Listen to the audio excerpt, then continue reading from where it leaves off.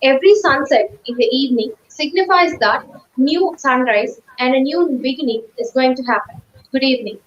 It's my pleasant duty to bid a genial welcome to everyone who have joined this national level workshop on the topic and understanding of complex plane organized by Department of Mathematics, Sri Krishnasamy College for Women and Internal Quality Assurance Center. Thank you to each and every one of you for being here today with us. I am T. Nandini, Secretary, Department of Mathematics. I have the privilege of being your host for this workshop. The main aim of the workshop is to introduce fundamental ideas of functions of complex variables and complex plane. This workshop will enrich the participants to work effectively with concepts in complex plane. Now, I would like to invite Dr. R. Esther Felicia Map, Head Department of Mathematics, to deliver the welcome address.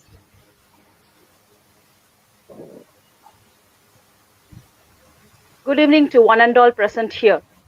It gives me an immense pleasure to extend a warm welcome to the Chairman and Management Trustees, Krishnasamy Educational Trust, our Dean, Dr. R. Revati Ma'am, Principal, Dr. Anita Rajendran Ma'am, and the Internal Quality Assurance Cell. I extend a pleasant welcome to our eminent guest of honor, Ms. M. Shanti, Assistant Professor, Department of MSc Mathematics, Guru Nanak College, Chennai, for this national level workshop on an understanding of complex plane. The aim of the workshop is to introduce the fundamental ideas of the functions of complex variables and complex plane. This workshop will enrich the participants to work effectively with concepts in complex plane. The main objective is to get an insight into the necessary basics of complex analysis for the undergraduate and postgraduate level and for the beginners of research in complex analysis. It's my great pleasure to welcome such a noted personality as a resource person for today's session on an understanding of complex plane. I welcome all the participants from various colleges who seek to enlighten themselves from this valuable session. Thank you.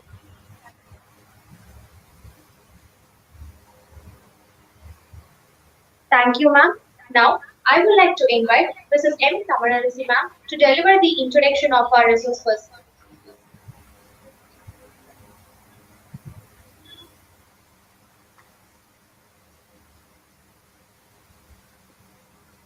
Good evening to one and all present here. May I audible? Can I continue? Yes. Yes. I am proudly delighted to take an opportunity to introduce the chief guest for this national level workshop. Our resource person, Madam M. Shanti, Assistant Professor, Head Department of MSc Mathematics, Guru Nanak College. She completed her UG degree in DRBCC Hindu College and PG and MPhil in Pachapas College. She got qualified with high score in CANCET exam. She has 19 years of teaching experiences in various colleges. From November 1997, started a passionate teaching career at DRBCC Hindu College and produced many centum holders in statistics practical for computer science students.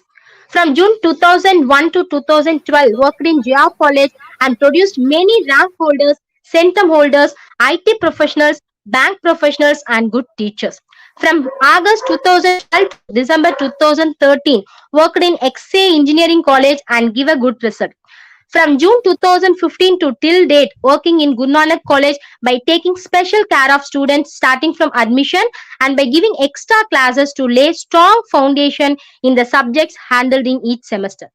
Also giving major contributions to the development of the department by serving multiple roles like academic council member, department NAC and IQSE coordinator, attendance coordinator, placement coordinator, cultural coordinator, and IMS coordinator. Ma'am has published 3 papers in International Journal of Pure and Applied Mathematics, 2 papers in Mathematical Science International Research Journal, and 1 paper in Southeast Asian Journal of Mathematics and Mathematical Sciences. Ma'am has presented 6 papers in conferences. She has attended many workshops such as 3 international level workshops, 16 national level workshops, and 2 state level workshops, and also 12 college level workshops. She has also attended more than 40 webinars through online. She has organized 14 intercollegiate seminars as a convener, and also organized 7 seminars as organizing committee. Ma'am has also attended many programs in schools, colleges, as a chief guest, as a resource person, and also a judge. She has also participated in many debates and presented her own poetry in schools and colleges. She has participated in governance of central government and state government more than 10 times. Ma'am has received Dr. Kalam National Icon Award as a memory of Dr. APJ Abdul Kalam and also received the Lifetime Achievement Award 2021 from ISKVS New Delhi. Thank you. Thank you. Okay, thank you.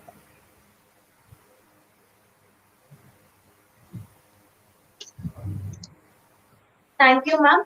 So it's quite an exciting session we have ahead, and I truly hope that the session will be informative and useful for all of us. Now, I'm signing off by requesting our resource person, Mrs. M. Shanti ma'am, to take over the session. Thank you, Nandini.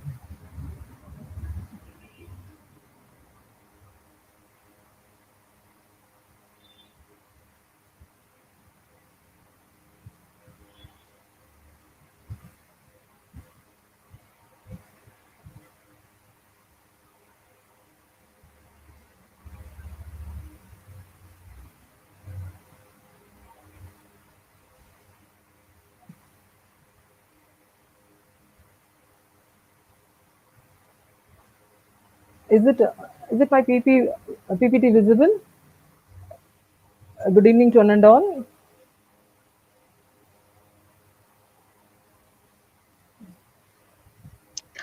No, ma'am, it is not No, visible, not ma'am. visible. Should I go for Mozilla Firefox, StreamYard Mozilla Firefox? Because I'm Ma'am, please give presenting share, from here. share it. Please give share, ma'am. I give and share, but okay. Yeah, now is it visible, ma'am? Now it is visible, right? Okay. Yes. Is it my PowerPoint is visible? Is that visible now? Yes, ma'am. Yes, ma'am. Okay.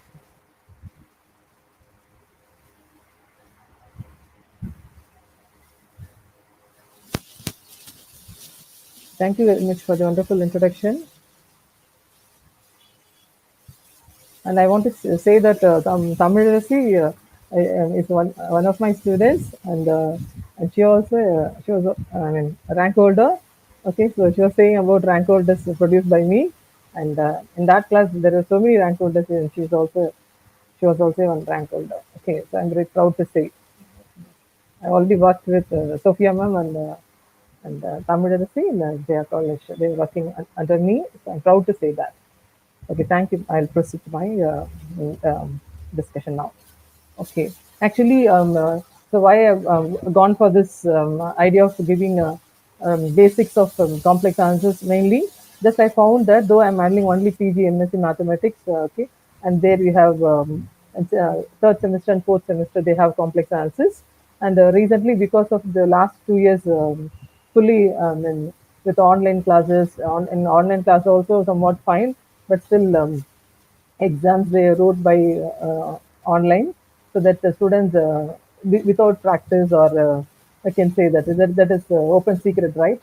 So so the basic knowledge is lacking, and though the students are very good when they are able to answer in classes after our teaching, but still, and for PG you all know complex analysis not only it is not separated without knowing UG base. Okay, if, they cannot do complex 1 in PG. Without knowing complex 1, okay, third semester, they cannot enter into complex 2 in fourth semester. So that UG base is very, very important, because only that next advanced level we are going into PG. So I want to strengthen the basics first, whether they are UG student or PG student or whoever wants to learn complex answers. First, they have to get into the basics of complex answers. And if you get into deeper advanced level now, I need three more workshops or three more presentations. Okay, all right. Here I'm going to touch upon only important basics. And when when I'm explaining those basics, you may be find it interesting, or you may be thinking that this is familiar to you. It is like recalling what is students have forgotten or students have missed to learn.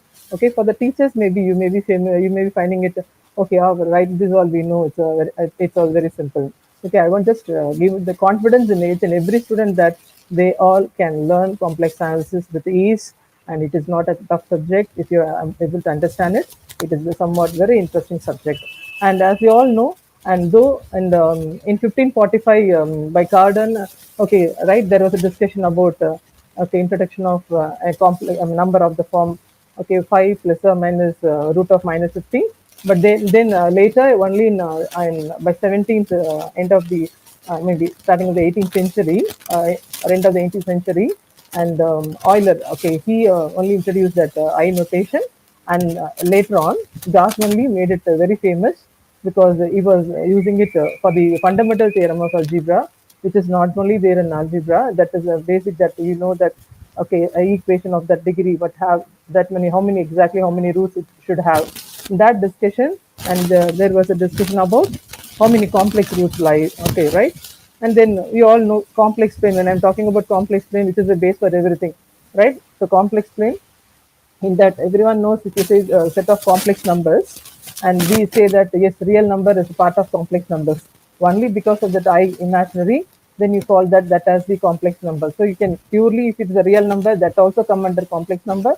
And the numbers involving a plus in the form of a plus I involving I, and they become imaginary number, but still you can call both as complex number, whether it is having only real number or whether it is involving I also, right?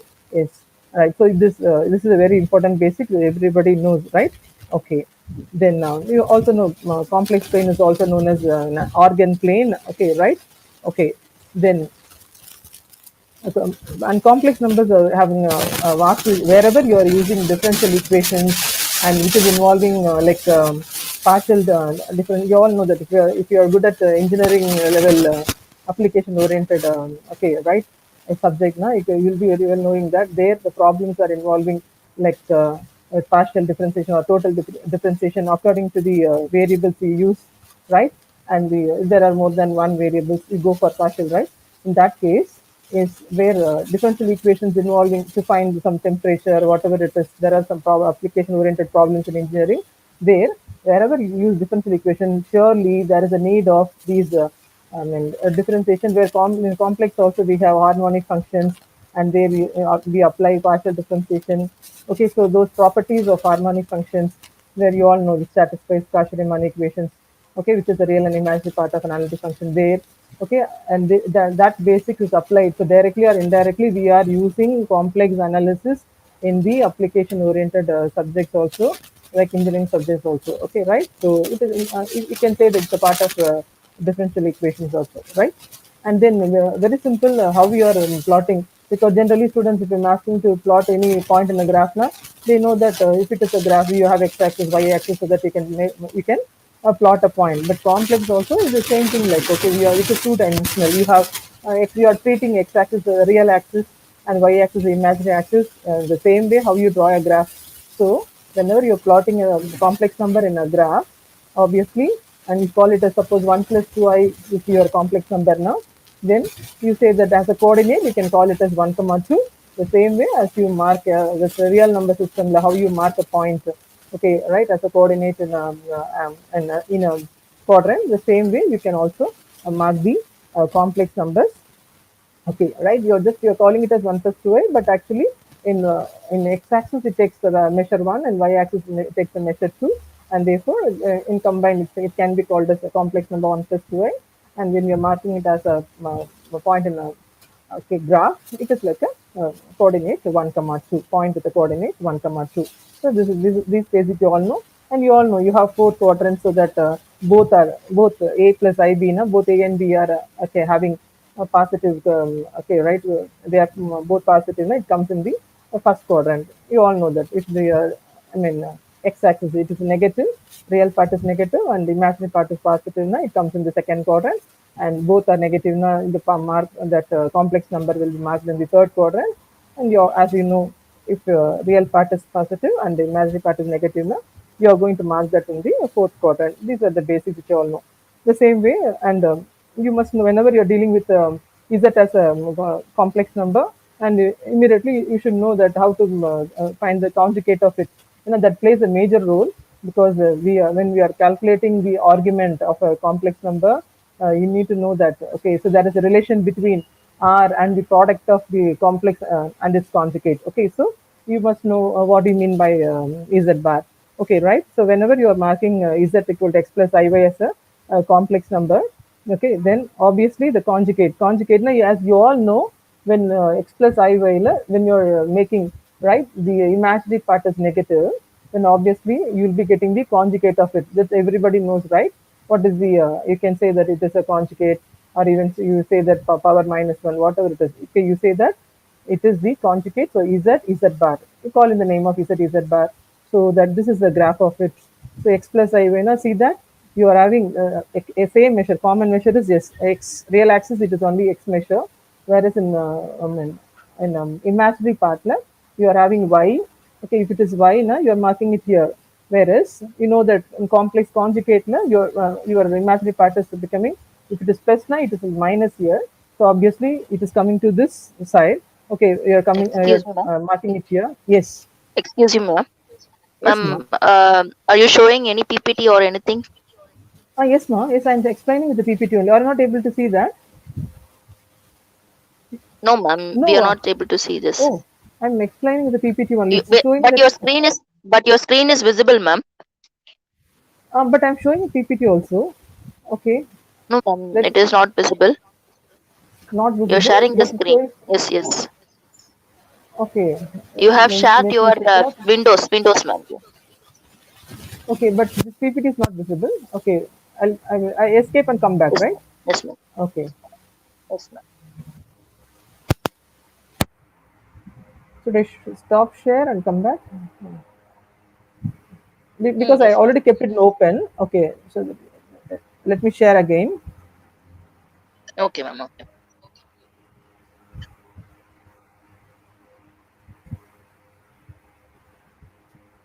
It is asking window, select window or screen.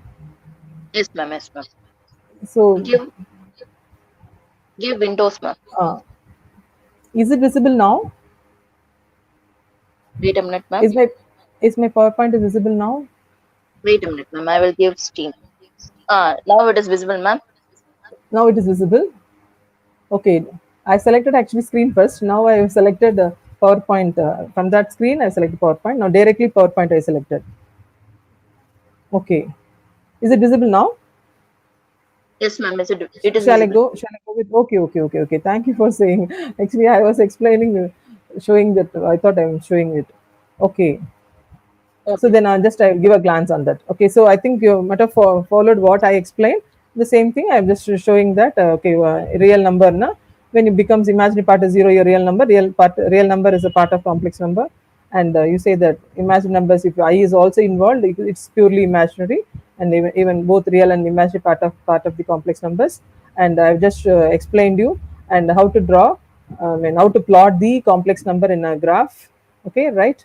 That is yes, okay, that I think I've explained you.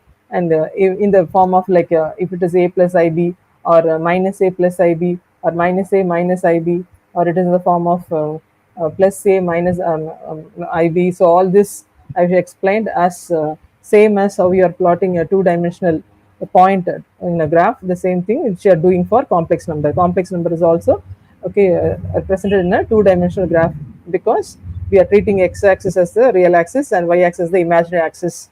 Next, I was discussing about the conjugate of your complex number. So that in conjugate, you say that z equal to x plus iy. Now, you all know that what is the z bar. That is where you are replacing I by minus I, so that it becomes the x minus iy, which you call it as a complex conjugate. Okay, the conjugate of z, right? So then, okay, but as you know that, and you are saying r means r is like a 0 to that point, that is acting as a radius vector, and that should be common for both z and z bar, that r is the same measure. Okay, right?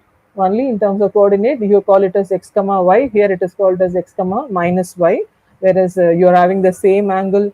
Okay, right? Okay, so only y goes in the opposite direction value. Okay, that is why it's minus y. Anyway, This R plays a very, very important role, because when you multiply Z and Z bar, okay, that will give you R square. Okay, so you're having that. So it's very, very important to know, right, what is the connection between Z and Z bar. So you have this common radius vector. Okay, right, it's the same measure. Radius now it's a constant, no, so it's the same measure. There you are not you're writing it as drawing in a graph. I'm showing with the arrow, because right, because you all know complex number is also treated as it's nothing but vectors. How you treating vector and vector analysis? Okay, because two-dimensional. Same way, complex number also you're marking in the same way, right? Now it's the same thing, right? So when you're writing, is Excuse me, that ma'am. yes, Is ma'am, are you changing the slides, ma'am? yes, I'm changing the slides. But it is not visible like that, ma'am. The introduction part only we are seeing, ma'am. I mean, is there any issue, ma? I'm presenting as usual, like in how I do in Meet. Yes, Okay, okay. ma'am. You're not able to, Ma'am, you're doing a slide share. yes, I'm just showing straight away PowerPoint. Yeah, ma'am. Your Okay, PowerPoint is visible, and your okay, introduction to complex numbers is also visible, ma'am. But your changing slide is okay, not visible, ma'am. okay. Now which slide you're able to see? I am actually showing Z and its conjugate Z bar. Are you not able to see that? What is the? You're not able to see No, this ma'am. slide? We are No. Okay. no, ma'am. No, ma'am. We are seeing only the first slide, ma'am. Oh, I'm giving share Ma'am, screen. no problem, ma'am. Share it. Okay, Give I've share given the share screen, ma'am. screen. Yes, You'll be having some window yes. So I in had that four the options. PowerPoint is yes. In that the PowerPoint is visible, Si- right, ma'am? okay, I want to slideshow. Okay, now are you able to see, ma? Because there are five options. I selected this option now. Is it visible now, ma'am? Ah, yeah. It is visible, ma'am. Now it is visible, ma'am. Now it is visible. Okay. Yes, ma'am. Now it So is okay, changing. StreamYard. Okay. StreamYard is a new platform. I selected because in Google Meet, just if you open it, we can show it. But here I have to go for the option of a slideshow for PowerPoint. I opened the PowerPoint, I kept it open. Okay. Anyway, now you are able to see, right? Okay, I Yes, will ma'am. proceed. Okay. Right. So as you know, how you are marking the okay, right. Plotting a point vector x comma y, that is x plus I y is a complex number, so that it is represented as x comma y, right? And then, and the same way, I'm just showing. Okay, as both here, I have shown that you are marking a complex plane, a complex number in a complex plane as vectors, and also in terms of radius vector. Okay, right? So you can write in you can write express in terms of, okay, an equation is that equal x plus I y. Okay, it is shown as vectors as well as a radius with radius vector, that's with a point as well as with that your complex form. Okay, right. And then, so you all know what do you mean by adding two complex numbers, right? So that you will be adding x coefficient, so x1 plus I y1, I mean, you'll be adding the real part together and you'll be adding the imaginary part together. So those things you know, but do you know how to represent it in a complex plane, addition of two complex number? So all these diagrams I have drawn. Okay, right. And before that, just as usual, you should know that property satisfied by right complex numbers. So actually, the figures are given. I just verified with whatever books available and to our knowledge, right? Then we are able to discuss all this addition and subtraction, all these in the same way when vector discussion. Okay, right? Okay, but whereas when you go for the product is defined in a different way, because additional complex number subtraction la, where just we are going for as usual when we are adding two I mean ordered pair, when you are adding two ordered pair, how you are doing that, right? So the same way you are doing the addition of two complex numbers, right?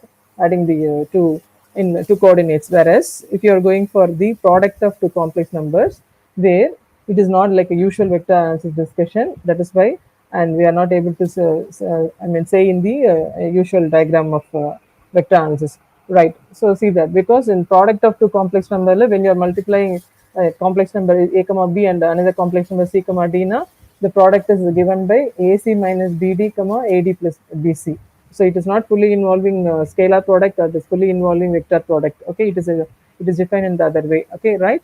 And so you all know when you are dealing with two purely real numbers are also considered as complex number. When the imaginary part becomes zero, so there will be your answer will be only AC, right? The remaining will become zero if you are dealing with two complex number where the imaginary part is fully zero. Just an explanation on what you mean by product of two complex numbers, right? Then, and you, as you know, addition of two complex numbers, multiplication of two complex numbers, they are satisfying these property of commutative property and associative property. This you can verify very easily, right? So when you treating associative property, we need to discuss with the three complex numbers. Okay, anyway, and combinedly, we are having the distributive property also, where we are having both addition and multiplication. So these are the laws of arithmetic which are common, which is satisfied by all the addition and multiplication of complex numbers. Then when we want to draw the sum of two complex numbers, and so if you're as I told you, 4 plus 2i is one complex number, 2 plus 5 is another complex number. Then how you are representing in so this is origin. Okay, I just have not marked this. So right, so how you are marking that 4 comma 2, as usual, x-axis like 4 na 4 comma 2, 4 plus 2i is represented as 4 comma 2 in the graph. Okay, then 2 plus 5a is 2 comma 5 na, you all know that in x it is 2 measure, y it is 5 measure. Then the addition of two complex numbers, that will be usually you know how to add it, but how you will mark it in graph the same way, right? How will you add it? 4 plus 2 will give you 6, and 2i plus 5a will give you 7i, so that you are now getting the 6 comma 7. So the 6 comma 7 is marked, and therefore it is like a parallelogram where you are having this diagonal. Okay, that leads to the right. Okay, that gives you this 6 comma 7. Okay, right? So from the origin to that one, that will be acting as a diagonal of your parallelogram, which gives you this. Okay, right? So it is like a parallelogram. You all know that opposite sides are equal. Okay, that the addition of two complex number. This is, we are having both the complex number in the positive side. So that is the first product itself. Suppose if you are dealing with the two complex numbers, right? And this is actually difference of two complex numbers, and the same two complex number I chosen, but I have gone for this difference. So if you are going for the difference, and you know how what you are doing, like 4 minus 2 and 2 plus 2 minus 5, so it is minus 3i, and obviously then that gives you, okay, 2 comma minus 3 as the complex number correspondingly, that coordinate 2 comma minus 3. So that just see that, and if you see that the measure will be from the origin. Okay, like this is 4 comma 2, right? From the origin, this point. So wherever I'm just having the measure from the origin, I have marked this arrow. Okay, right? This is from the origin. It is coming as 2 comma minus 3. Okay, so then dotted lines are joined, and to show that this will be the representation of the difference of two complex numbers. You can also try on your own with any two complex numbers. Okay, right?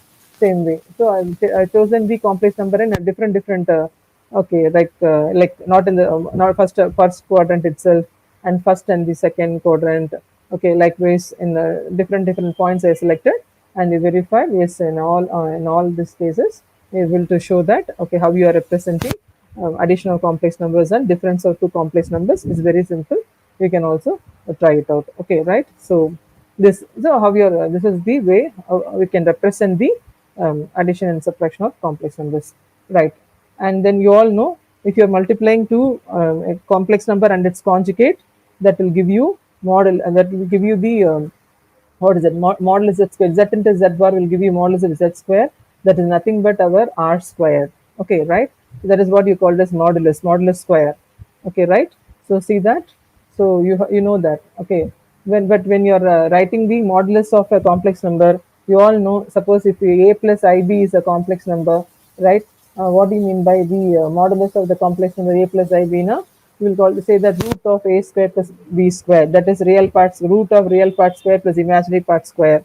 But here, okay, right, when this is equal to modulus of z square, na, this is actually a square plus b square. Na. Here also what you have done, root real part square plus imaginary part square, but the root is not there, so it is modulus of z square, nothing but your, okay, r square. The same thing I explained here, and right.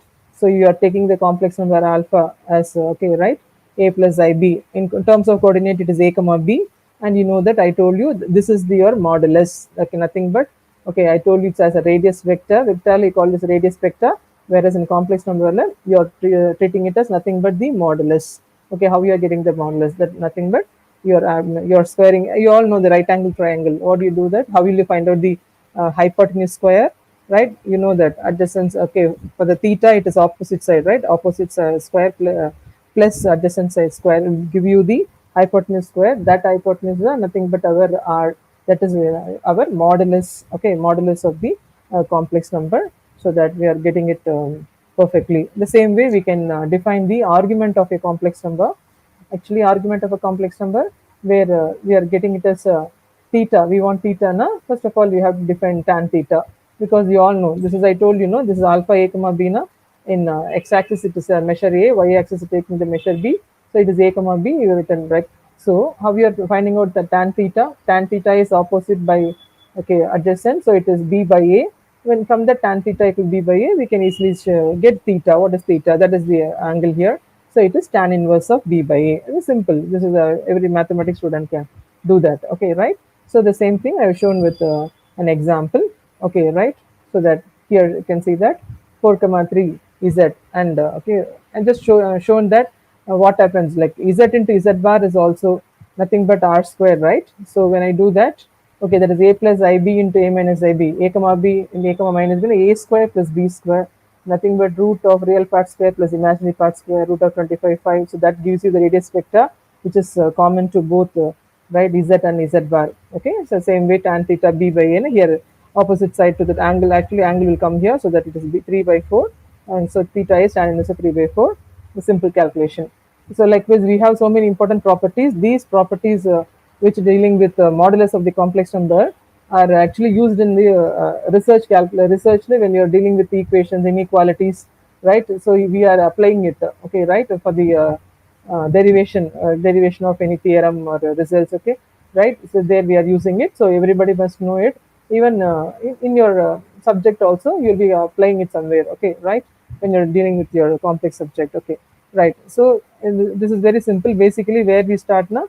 And we all know that z is a complex number x plus I by, so that modulus is given by root of x square plus y square, nothing but real part square plus imaginary part square. And then you all know this important property. This must you might have dealt in UG itself. A real part of z is less than or equal, because when you are saying that modulus of z, it is the addition of both real part square plus imaginary part square of that complex number. Now, obviously, if you are taking only real part alone, but real part of z will be less than or equal to modulus of real part of z, because real part of z may be, it may be it's a real number, it may be with a plus or minus sign, but when you consider modulus of it, obviously that will be less than or equal to modulus of the real part. But, and if you are considering modulus of a complex number, it has got addition of two terms, real part square and imaginary part square. Now, obviously, right, when you are considering real part alone, that will be less than or equal to modulus of z. Similarly, you can discuss with the imaginary part. Imaginary part of z is less than or equal to modulus of it, because modulus, you all know that, no, it is going to take only the positive absolute value, positive value. That will be less than or equal to modulus of z, because modulus of z is where you are doing the, okay, square root of sum of the two square terms, right? Okay, so that it is less than or equal to modulus of z. This is a very important basic, and with that only we are moving into triangle inequality. So triangle inequality is like modulus of, because triangle inequality, now there also what you do is, as I told you, if you are dealing with two addition of two complex number, you are able to represent as the, so as I shown in the previous figure here, when you are able to show the addition of two, okay, right, complex number in terms of a complex number, like z1 plus this is z1, this is z2, and the resultant you are getting, right? Okay, so in that case, so we are saying is that this is like z1 plus z2. When I say this is z1, okay, this is not addition, okay, this is z1 plus z2, then I call it as z1 plus z2 now. Okay, so now how you can have this inequality that modulus of z1 plus z2 will be less than or equal to modulus of z1 plus modulus of z2. Okay, we can even you can check with the problem. So this is always true that, okay, when you are adding and taking modulus, right, that will be less than or equal to, okay, right, and modulus of z1 plus modulus of z2, okay, right. And then, so if you want, you can calculate it. I don't want to waste time on it. It's very simple. So what is the modulus of this? Okay, what is the modulus of this? 2 square plus 5 square. Okay, root of 4 square plus 2 square. Whereas here root of, okay, right, this is sum of the complex number. Okay, not again sum of the complex number. So obviously this this will be modulus of this will be less than or equal to modulus of each complex number when you do it separately. So this is the triangle inequality. Okay, right? And from the triangle inequality, we are going for the other result, like when we go for obviously modulus of z plus z2 is less than or equal to that, but when you go for subtraction, okay, right, subtraction of two complex number, and this addition will be greater than or equal to that. And of course, if you take still if you take modulus, and this will be the greater only, modulus of z1 plus z2 will be greater than or equal to modulus of z1 minus modulus of z2. With that modulus, now of course you can you know that you can have both negative as well as positive value, that inequality will be satisfied. Okay, right? Then from that we are going for modulus of z1. If you want to split it as right separately for modulus of z1, then modulus of z1 can be treated as by adding and subtracting z2. Then you are going to apply, okay, like rank inequality, so that you are splitting into two separate modulus, and so you are getting it as, and this is simple calculation, modulus of z1, and you are having the right hand side of modulus of minus z2, it will be becoming modulus of z2, right? So we have got a property that modulus of z1 plus z2 is greater than or equal to modulus of z1. So just change the sides. So right hand side, you're keeping modulus of z1 plus z2 in one side. So if you want to express the other side is greater than or equal to modulus of z1 minus, just by interchanging the sides, you are getting this.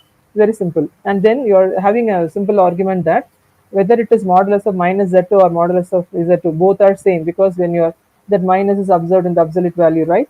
And therefore, this property is true whether you are dealing with z plus or minus z plus z2 or z minus z2. Left hand side we have modulus of z1 plus z2, and see that both in both in 4 and 5 we are having z1 plus z2 in the left hand side, whereas even if you change it with z1 minus z2, and we say that that will be applicable, because right, whether you are treating minus modulus of minus z2 or modulus of z2, both are equal. Okay, so therefore the inequality is coming in this way. So these are the two standard inequalities which we are having. Okay, right, and combining these two, okay, this is also very very important result. Combining these two inequality, these two, and you just observe from left. Yes, I can start with okay, which is the least one, modulus of z1 minus modulus of z2 will be less than or equal to modulus of z1 plus 1 minus z2. That will be less than or equal to modulus of z1 plus modulus of z2 is a very basic important property. And of course, you all know, when you consider the division, right, two complex numbers, if you can take the modulus of it, then that will be equality. Here there is no inequality, equal to modulus of z1. Sorry, it should be modulus of z1 divided by modulus of z2 separately. Okay, then modulus of z1 into z2 product also. If you take the modulus of it separately and multiply, both are equal. Okay, then going for this discussion of then with an example. Okay, generally you all know the property when you are coming to a problem. Okay, there we should know how to apply it. So you are saying that let us take a point z whose modulus is equal to 1. Okay, right? So because z lies on the unit circle, modulus of z equal to 1, remember that. Okay, that modulus of the z will not exceed 1. Okay, right, exactly on the circle, it is modulus of z equal to 1. Of course, we are dealing with a circle centered at the origin with radius 1.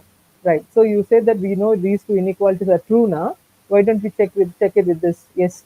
If you're considering, right, okay, two inequalities. So you are given, okay, modulus of z minus 2 less than or equal to, if you are, this is already given actually, modulus of z minus 2 is less than or equal to modulus z plus 2 now. Is this inequality satisfied for a point z on the unit circle now?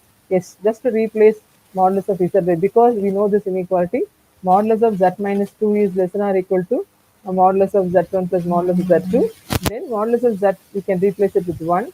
Okay, right? So that, so just a verification of the inequality where you are taking a point on the unit circle, so that okay, we are getting it as, okay, that is the highest modulus, right, on the point on the unit circle.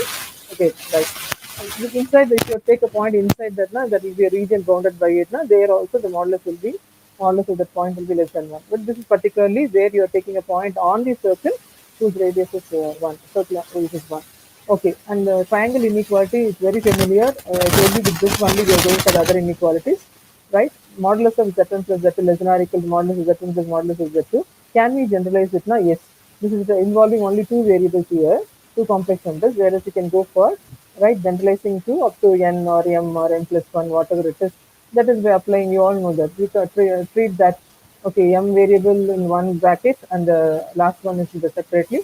then again you should apply repeatedly applying the triangle inequality. You are able to generalize the right sum of the triangle inequality in a generalized form. You are able to get it. And this is a Riemann sphere. This is a very, very important discussion in complex plane, because like this Riemann sphere is not only for complex. Even when I was taking graph theory and I was discussing about the stereographic projection. Actually, there we don't use the word it is a complex plane, but still we say the stereographic projection. Yes, nothing but the Riemann sphere where which we are dealing. Okay, right. This is the model of the extended complex plane, right? Because in the extended complex plane we are having infinity included. Okay, complex generally we write complex numbers as script C, right? When you go for extended complex plane, you should say the C union infinity. When infinity is coming into picture, right, in the discussion, right, then you call it as extended complex plane. Generally, when you are dealing with the complex plane, you say that it is without infinity only. But when you are getting into extended complex plane, right, and there you are saying that, okay, and the Riemann sphere is coming into the Riemann sphere is actually model of the extended complex plane. Okay, right, because we are dealing there, we are dealing a point at infinity, and from that point only we will be observing, right, when the sphere is projected on the plane, we will be observing what is there any correspondence between the point on the sphere and the point on the plane. Yes, okay, right, it is shown in this figure beautifully, right? So, and so extended complex plane, it is a closed complex plane. You can also say it's a closed complex plane, because that infinity is also coming into picture, right? And then let's just show another figure where, okay, it is shown that yes, the north pole. Okay, this is the position. This figure must be there in graph theory book also, right? Here we are saying that we are observing from the north pole. Now that north pole is a point at infinity in our complex plane, extended complex plane. From that you are observing a point. There is a correspondence between the point on the sphere and the point on the plane. Okay, that one-to-one correspondence shown. That is with the help of the Riemann sphere only. Okay, right. So we are treating that as the Riemann sphere is as the model of the extended complex plane. Okay, right. And then so then, okay, when the infinity comes into the picture, we say that the C union infinity as extended complex plane, right? And then obviously, then do you have, what are the conclusion you can give based on infinity now? What are the operations, right? Okay, so when you say that, because infinity also coming into picture in the extended complex plane, when I say z at any point, then what happens to when you add any point with that z? Generally, real numbers you discuss with both minus and the plus symbol, but it is open. Real, you say that it is open. We are not including that point. But whereas in extended complex plane, we say that it becomes now closed because we are included the infinity into infinity with c. Okay, right? So that then can we go for addition of a complex number is that which is non-zero with the infinity now? Yes, and then it will give you infinity only. That you can make a guess easily. When you multiply with infinity, what happens? Yes, it gives you infinity. Okay, right? And as usual, when you divide by 0, and that gives you infinity. When divide by infinity, it gives you 0.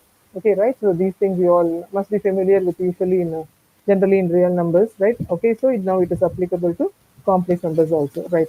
Okay, then so this is what a picture, which I want to say, right?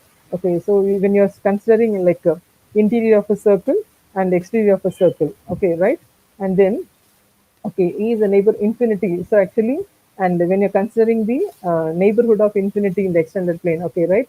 Is this is the exterior of a circle. So you can say that hereafter, like when you're discussing extended complex plane, the exterior of a circle will be considered as the neighborhood of the infinity, because obviously infinity is not inside the circle. Infinity is outside the circle only. But all the region, okay, which is exterior to a circle, will be coming as the neighborhood of the infinity. Okay, right? Okay, and suppose you are considering the deleted neighborhood of infinity in infinite plane. You know that. What do you mean by neighborhood and deleted neighborhood? Okay, then well, I used to give this simple example to my students. Like if I'm asking you, can you tell me the neighborhood or set of friends now? And they will be saying friends, if they're leaving them, leaving their name and saying the friend's name now, then it is deleted step. If they're including their name also and saying that yes, friend, because each one is friend to himself or herself now, then it becomes the neighborhood. Likewise, whenever you say this neighborhood now, you have to include that point also, right? So infinity is also included now, then that is the, okay, you can say neighborhood of infinity. But infinity is excluded and you are talking about the remaining now, then it comes in the deleted neighborhood. Okay, right? Okay, then here roots of complex number is a very essential. because after that only we will be dealing with all the roots of complex numbers. There are a discussion with okay, right. We go for all this exponential form, logarithmic form. All the discussion comes where what happens to multi-valued function. Okay, what about the branch? All this discussion will come in advanced level. So root of a complex is very important, and as well as nth root of unity, it plays a major role. Okay, right? Okay, so there the discussion there be a multi-valued function and deal with multi-valued function. Right now, just see that when you are dealing with the two complex number, it is written in the polar form. Okay, r theta, you all know, no? Z equal to x plus I when x equal to r cos theta, y equal to r sin theta, na? You call that z equal to r into e for I theta. Okay, r into cos theta plus I sin theta.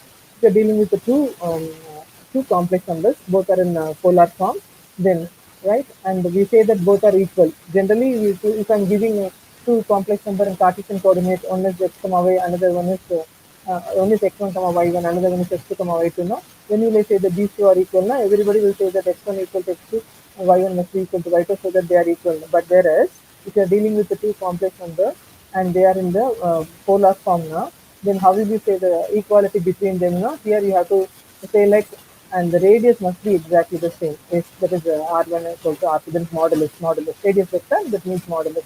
And then in terms of angle, see this, the terms of angle, you need not to say that theta 1 is equal to theta 2. We are saying that theta 1 is equal to theta 2 plus some 2k pi. Okay, if it is in the right angle, it is the multiple of the 2 pi, right? That addition, this will be, okay, right? Okay, you might have even know about periodic functions, right? So there you will say that okay, when the angle is increased, still you'll have the same function value, so that they'll equal. Likewise, here see that theta angle satisfies that condition. Theta 1 is equal to theta 2 plus 2k pi now. Then you say that yes, now still you can say that both are radius now. That means modulus must be exactly equal, r1 and r2. Whereas in terms of angle, if you say, right, then theta 1 is equal to theta 2 plus 2k pi now. Right, we can claim that, okay, right, of both are same, okay, right, because angle is now added increased, okay, right, k times 2 pi in terms of 2k, otherwise 2k times pi you can say, right, whatever. Right, now this I shown in the figure, when graph, how you are representing a complex number in polar form, right? So you know that z equal to r equal I theta now, angle is theta, okay, that is the argument is theta, and their modulus is r. Now just to observe that theta, it should be in the anti-clockwise direction. Anti-clockwise, also known as counter-clockwise direction. So as usual, how you use the parameter and draw. Okay, right? So not okay. So this is theta. Then you are having that radius is r.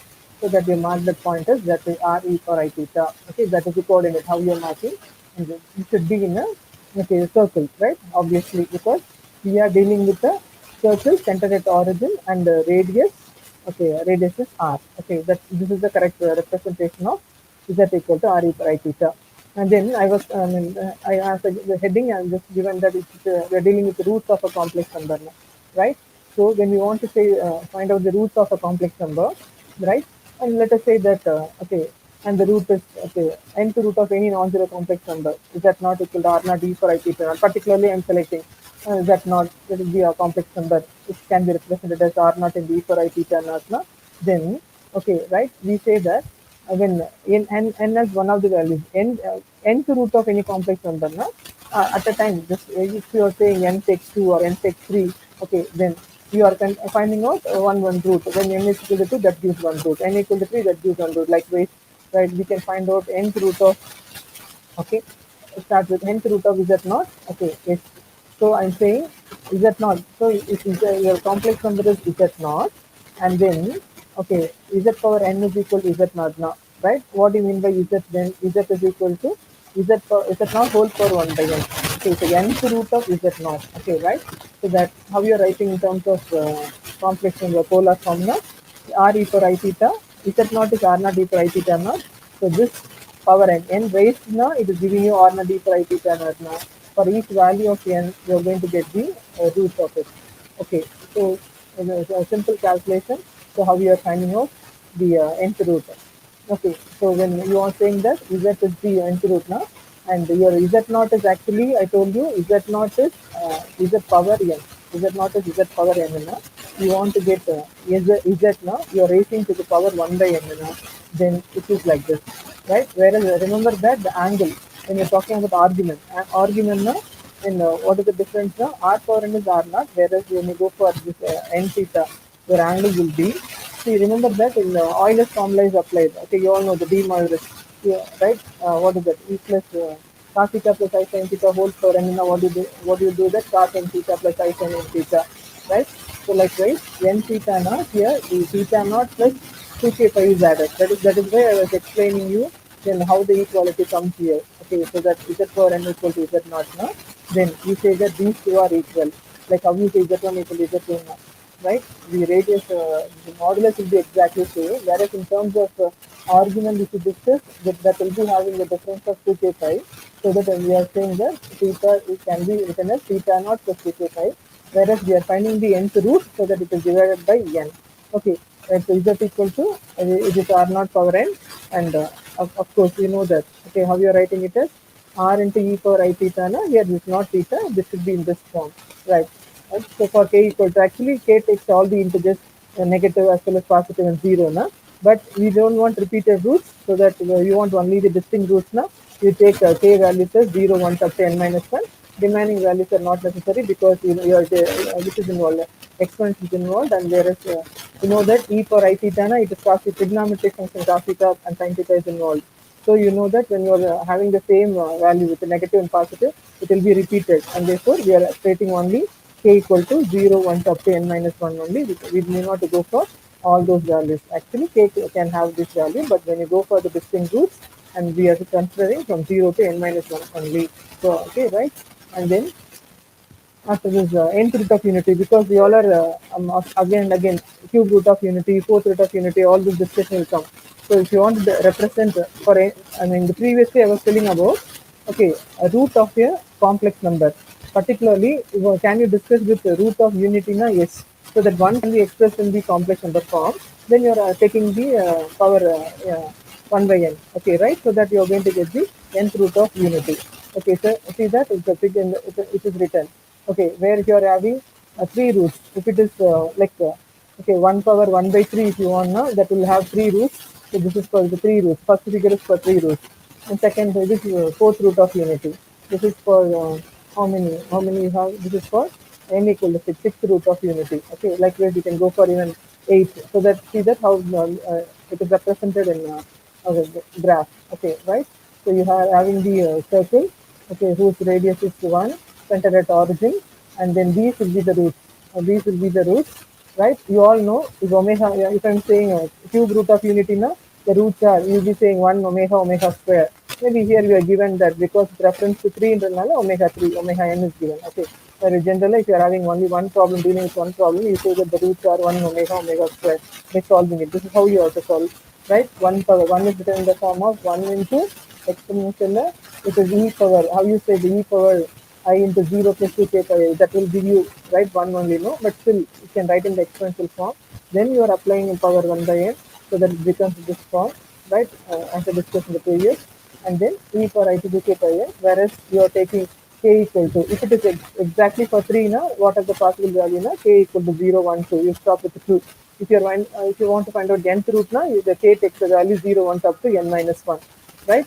Okay, but there is a question arises, this is for nth root of unity now. If it is exactly 2, if you want two roots now, that is only possibility, right? You have only plus 1 as well as minus 1 when n is equal to 2. So these pictures, this discussion is for when greater than greater than or equal to 3. So this is for 3. If it is for 4 now, these are the roots. Okay, so it is graphically represented. So likewise, you can calculate all these roots. And then I want to just discuss with, okay, what do you mean by all this region, open, closed, this, there are so many doubts with students, right? When we are questioning them, they are blinking, so that I want to just make a recall on that.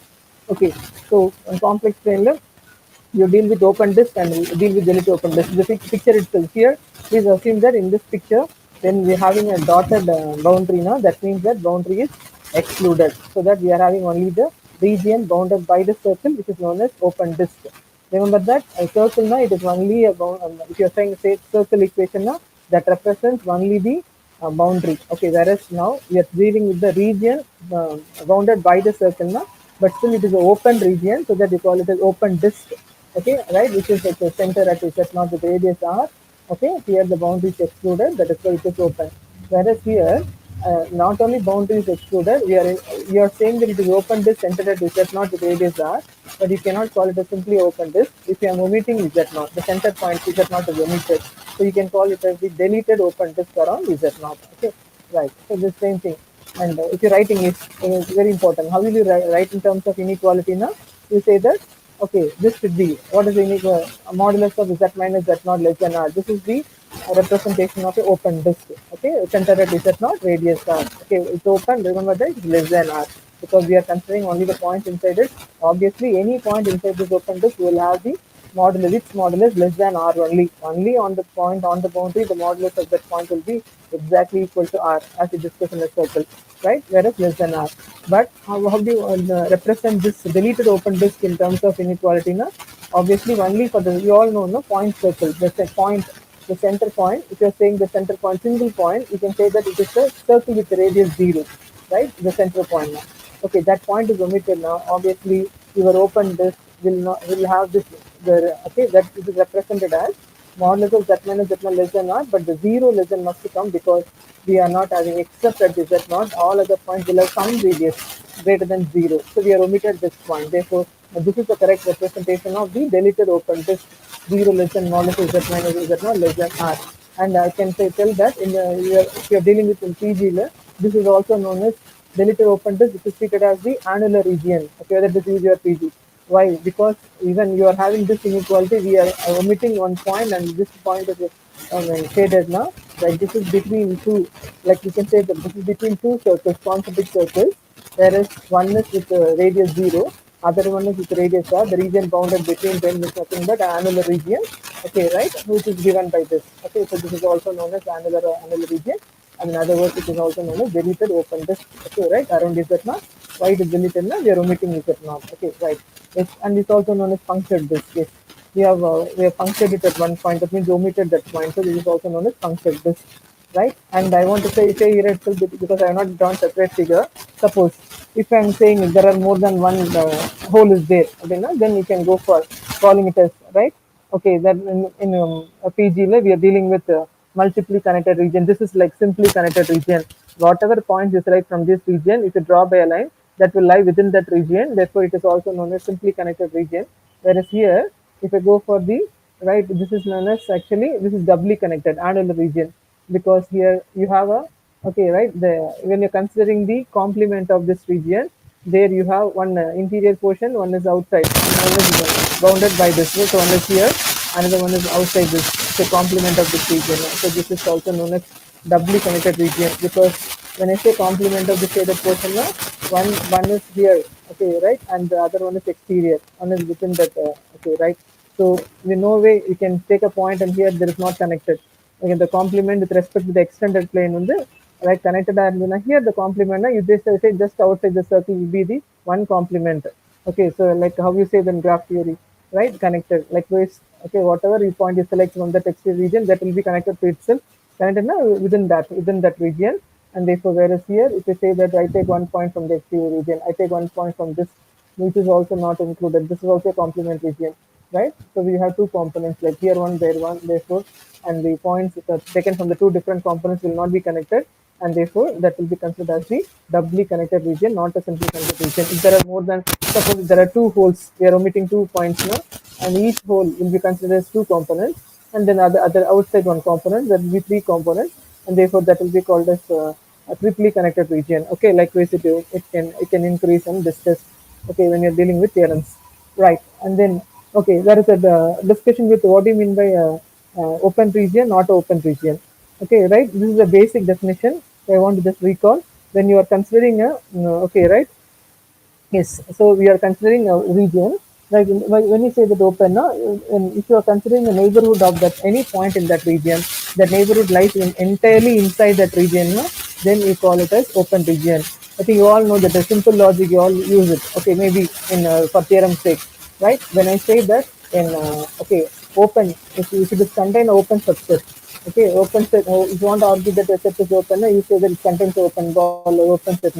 And every point, okay, if you consider any point inside that region, okay, of course, and if you consider the neighborhood of the point, neighborhood nothing but a open, okay, open point, right? Then it should lie entirely in that set. Then only you say it is an open region. If it goes outside, see this second B diagram is not an open region. Why? Because if I'm considering, because B region, actually, first of all, boundary is included. Here the boundary is not included, and I'm discussing only with the region inside that, enclosed by that. Okay, whereas here region and the inside region plus including the boundary, na, this becomes not an open region. And you may think whether it is a closed region. Here the question is why it is not open. First of all, why it is not open? If I consider any point in the boundary, here the boundary point is not discussed because it is not included. But here the boundary included. If I consider any point on the boundary, and if I go for a neighborhood of that point, the neighborhood that is open set, which does not lie entirely inside the set, it goes outside. Therefore, this region is not considered as an open region. Okay, right? And then yes, I've shown the figure for okay, right? And is this the discussion with the open set, open connected set, and there are so many domain, region. All this discussion are made. Okay, this is you all know that. Here I've shown that this is a open. Modulus of z less than 1 it is open disk centered at origin radius 1. Okay, again I'm telling you the dotted lines, I mean to say that they are not included. Okay, right. And now, is it a connected set? If I take any point inside that, will that 2 points be connected? That line will lie inside entirely in that set itself. Yes. So this is not only open, this is open and connected set. Okay, sorry. And then now coming to this figure, as I told you, this is the shaded region is the annular region, okay, which lies between two concentric circles centered at origin with radius 1 and radius 2, this shaded region. If I'm taking any 2 points, that one, that 2 in that annular region, that shaded portion, right, then I say if I join by a line, okay, you can call it as a polygon line, because I need not to go for a smooth curve, I can even go for a line. Okay, is that one actually here, there is a line like, okay, so you can go for, okay, a vertical line, horizontal line, like ways if I join by polygon line, that lies entirely in that shaded region itself. And okay, anyway, so you all agree that it will be connected. Okay, right? So this is an example. Okay, right, second one. Okay, it is also connected. Okay, yes. And okay, and when, what do you mean by a domain then?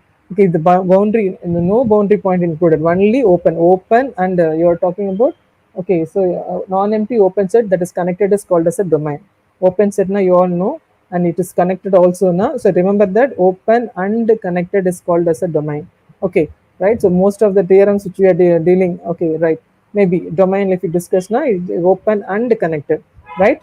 And so what about region? Yes, the region. Mostly we use PG. We discuss with the regions, right? We will consider region omega. Na, sometimes when you want, you can include the boundary points also there. Na, then it is considered as a region. See that? So what do you mean by region?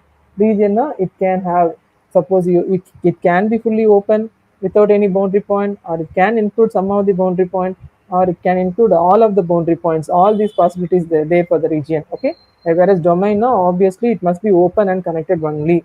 Right? Whereas region, now it can either have none of the boundary points, or it can have some of the boundary points, or it can have, okay, all of the boundary points. So that we will be considering it as a region. Okay, now see that this is an example where this region, if you see this figure, okay, right, this is one graph. Okay, right, I have shown it as this is right, a parallel.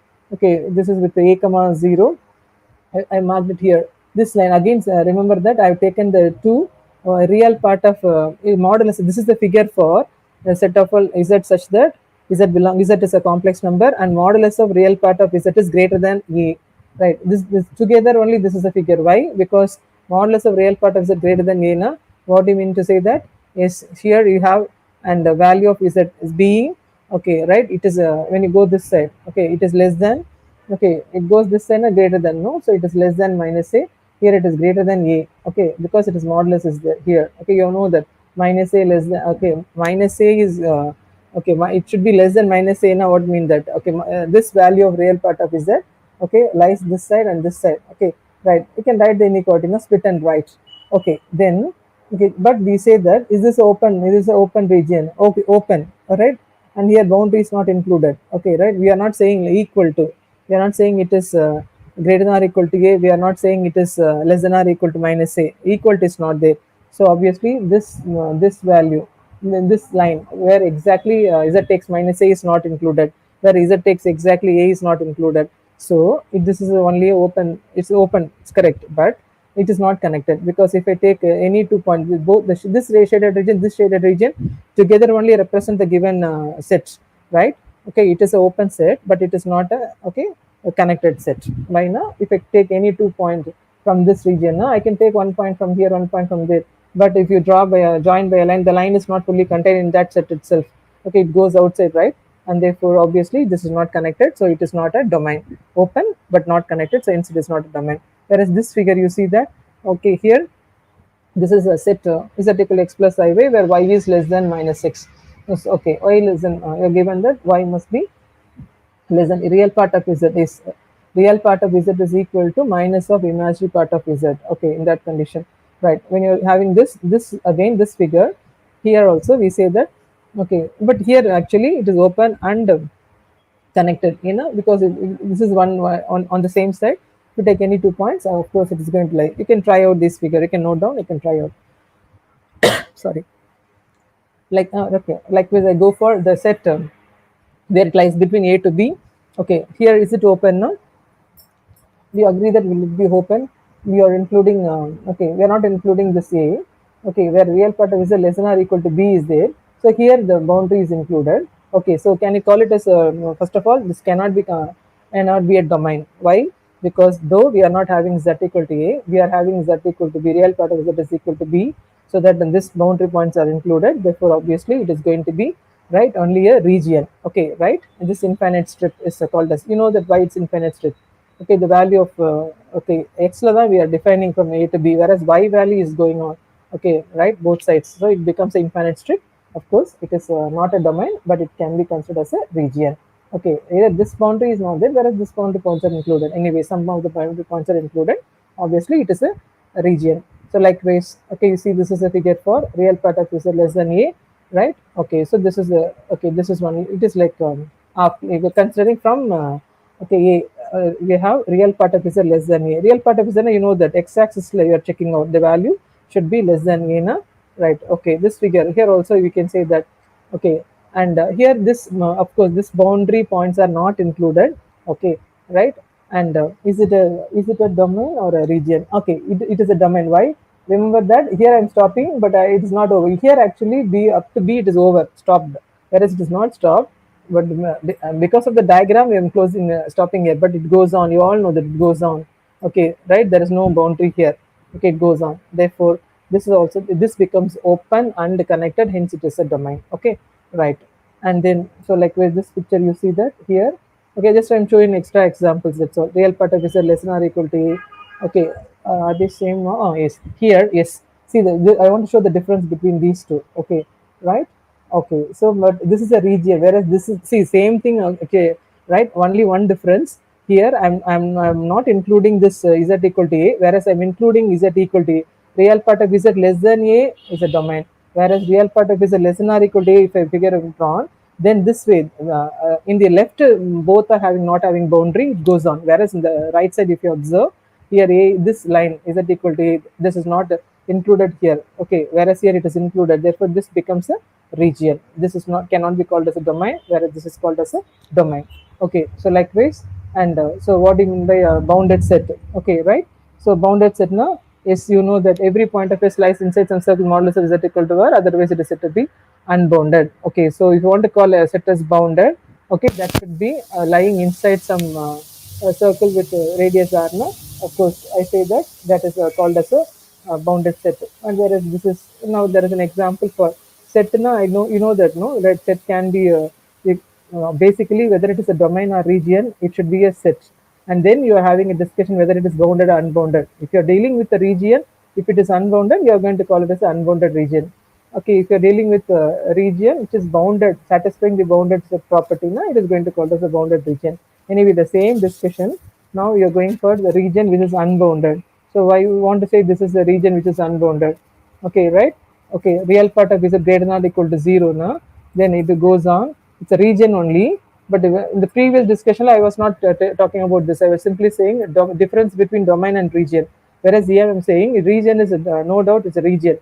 because we are including this z equal to 0, that line also, that is where, okay, whereas, but do you, is it a particular discussion? Is it an unbounded region or bounded region? It is unbounded region. Why? Because on the other side it goes on.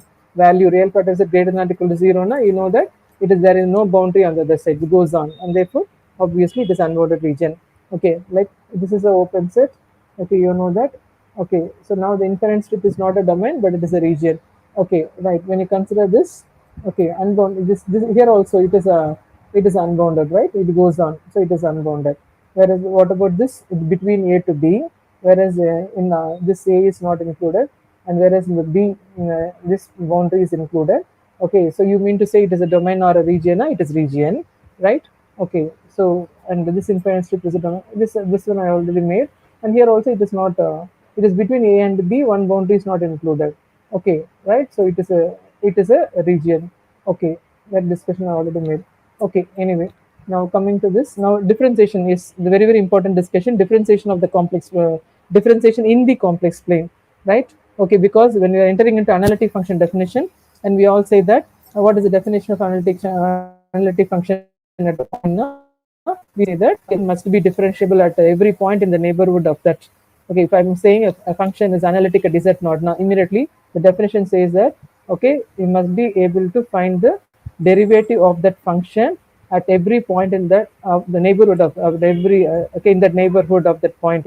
We say that, okay, derivative exists, and say that the function becomes differentiable, and therefore it becomes analytic, right? So first of all, what is meant by differentiation of a, it is similar to what you do in generally how you make a derivative in real numbers. Okay, if function is f of x, you find out f dash of x. Now what we formally apply the same way, but we are dealing with now complex numbers, right? So that, so the figure you are using complex variables, right? As I told you, if you are saying okay, is that not, because here there you say is x x plus h, here is that not and z plus delta z with the difference of delta z, then this is a, okay, 0 to, okay, this point is with the z naught, then this is z naught plus this delta z added, z naught plus delta z. Then you go for the formula similar to what you do in differentiation in real numbers. What is f dash of z naught? When will you say that the function is having derivative at z naught? If you say that limit delta z tends to 0, when this difference between these 2 points, z naught z plus delta, then this difference, this delta z is becoming very small. The delta z tends to 0, approaches 0. The difference in the function value, okay, of function value at z naught plus delta z and function value of z naught, the difference ratio of this function value divided by the difference of the difference of z x x equivalent z naught plus delta z minus z naught, it is delta z. As usual, rate of change of y with respect to x and so on. Here rate of change of the function value, complex valued function, of course, in terms of complex variable, divided by the difference in the, okay, z values, right? Okay, so the same thing which you do, right? As in the differentiation formula is familiar. And now, and yes, of course, if you are going for w as the function f of z, we can also say the w equal to f of z. We can say that because what is f of z? Function value at z சொல்லலாம். Otherwise, you can say that it is image of z given under the function f. We can call in the name of w. Then what do you mean by dw by dz? This how you are obtaining. It's nothing but limit delta z tends to 0, delta w by delta z. The numerator, we can use it as, we can call it as, if you are introducing w equal to f of z, likewise, how you say that if z is a point in the z plane, the corresponding image under f of z can be called as w in the w plane if you're considering it as in another plane, right? Anyway, both are complex plane only. In that case, the numerator can be replaced by, okay, it is delta w, denominator is delta z, so that how you are getting the derivative, it is nothing but dw by dz obtained by limit delta z tends to 0, delta w by delta z. Okay, right? So we are finding out in terms of this small difference, rate of change of difference. Of course, then an example that as usual, how you do, everyone says that f of z, what is the derivative of z square? 2z. It's an easy guess, but you have to prove it mathematically. How you got it? Yes, you are applying the formula of differentiation. Okay, right? So what is the function here? Z square. So what is the difference in z plus zeta is whole square function of minus z square in terms of z. Okay, so z square, and then divide by delta z, and then you go for the expansion, and then you cancel the comment of and finally you're getting 2z. So beautifully you arrived at, as usual, how you are finding out derivative formula. So these are some formulas which I discussed. So likewise, f of z equal z bar. Okay, right? See here, this is not simply I'm saying. This is a very important discussion, because f of z equal z square. Now you are able to prove that derivative exists. Now this function is going to be, okay, this is actually, you say it is a function of degree 2 சொல்லலாம், it is a polynomial of degree 2 சொல்லலாம். This is going to be a analytic function because the derivative exists. So if you are simply saying analytic now, the next question arises, how it is analytic now? You say that it is differentiable everywhere. But you will say that what happens when z equal to 0, except at z equal to 0. When you put z equal to 0, the value becomes 0. There is no discussion there. Okay, right? Okay, yes, it's a polynomial, of course, but the derivative value, when you put z equal to 0, it becomes 0. So the formula is, right, becomes 0. Now, and similarly, I was telling you how to find out f of z equal to z bar. Okay, right, f of z bar, actually a detail I explained, but I'll tell you, we are going to have a conclusion that this function f of z equal to z bar, okay, it is not going to have the derivative. Do you know why? When you are finding out, right, you will be having, suppose if you are having two different images, is it possible? Okay, say that the derivative exists. No, derivative is also a function, right? You all know function na f of z na f dash of z na, that is also a function, but it is a derivative function. Likewise, f of z equal z bar na, is it possible to find the differentiation of the function na? We say that it is not, it is not, does not exist. Why? The reason is, okay, when you deal with, okay, the points, right, and delta w, so it is getting two different values. When you are considering the difference in okay, while it is 0, and the difference in delta x, and similarly when you are considering the difference in y, there is delta y, there is imaginary axis, right? When you are considering, because you can treat like that, no, we can always go for, okay, either considering imaginary part alone, and so that in the real part there is no discussion, it is still, it is going to be a complex number, right?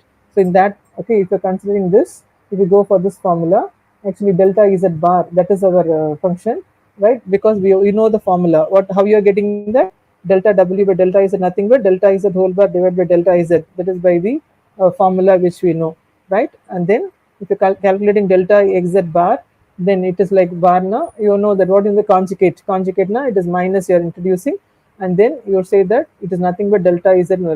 Okay, so when you do it, you are getting the answer as 1. Delta z bar and delta z same na, divide panna is giving you 1. Whereas if you go for, with respect to this, okay, 0 comma on the imaginary axis, if you take a point on the imaginary axis and discuss, you all know, if you're taking a point on the imaginary axis, there the value of x is 0. So you are having only the delta y as the value in the imaginary axis na. Then correspondingly, if you can calculate delta z bar, here if you observe, apply the conjugate, and then you observe that delta z bar is giving you minus delta z in this formula, and when you go for this derivative formula, then you substitute, is giving you minus 1, one is getting you plus 1, same formula, and another one is getting you minus 1. Now it is not possible, right? It should be a unique limit, then only you say that derivative exists.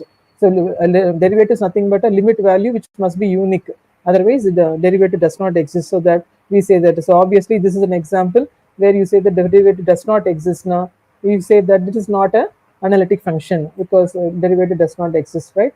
Okay, it is also that point is shown here. When we're discussing the point, we said that, okay, I'm taking a point here now, let it be delta x comma 0, and the point here now, delta y comma 0, sorry, 0 comma delta y, it is possible, right? Similarly, if you go for the real valued function f of z equal to modulus of z square, now the question is whether will it be, okay, differentiable, the derivative exists for this, right? If it exists now, we can go for saying that the function is analytic or not, right? So here also we have, when you calculate it, please, you can do it, you can try it out, and then finally it leads to that, okay, you are getting two different answers here also, right? And therefore here also we say that, okay, and at z equal to 0 it is possible, whereas at any other point it is not possible, okay, because you all know when it will be unique, when z equal to 0 now, there you can say that differentiation exists. Whereas if this part, actually I'm a little bit fast to explain because to complete the concepts which I wanted, right? Otherwise, if I'm going for this formula exactly, what do you mean by that? Delta w by delta z, and you're substituting the formula, you're getting this. So then, okay, delta z bar is delta z. Okay, so here when you go for this delta w by delta z, here we are getting with respect to, okay, x-axis, with respect to imaginary axis, we are getting two values, but you know that the limit must be unique now.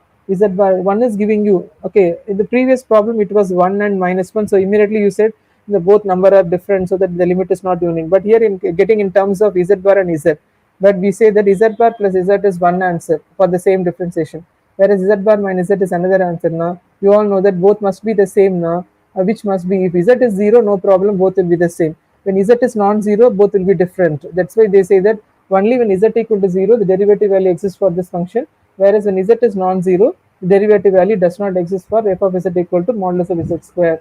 Okay, anyway, so that you say that, okay, derivative exists only at one point, that is z equal to 0, not in any other point, okay, any non-zero point. See, not in the neighborhood of z equals 0 also. Z equals 0 is the only point at which the derivative exists, and does not even have any other, okay, the derivative at neighboring point also. Obviously, the function cannot be, okay, analytic, right?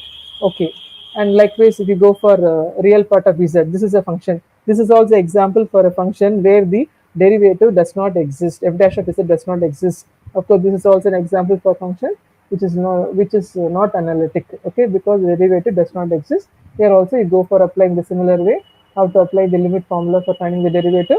Then you go for discussing with both, okay, right? When it is real part of z delta z, now obviously delta x, right? And second case now, maybe the difference is equal to 0 now, then what happens, so you can discuss, okay, right?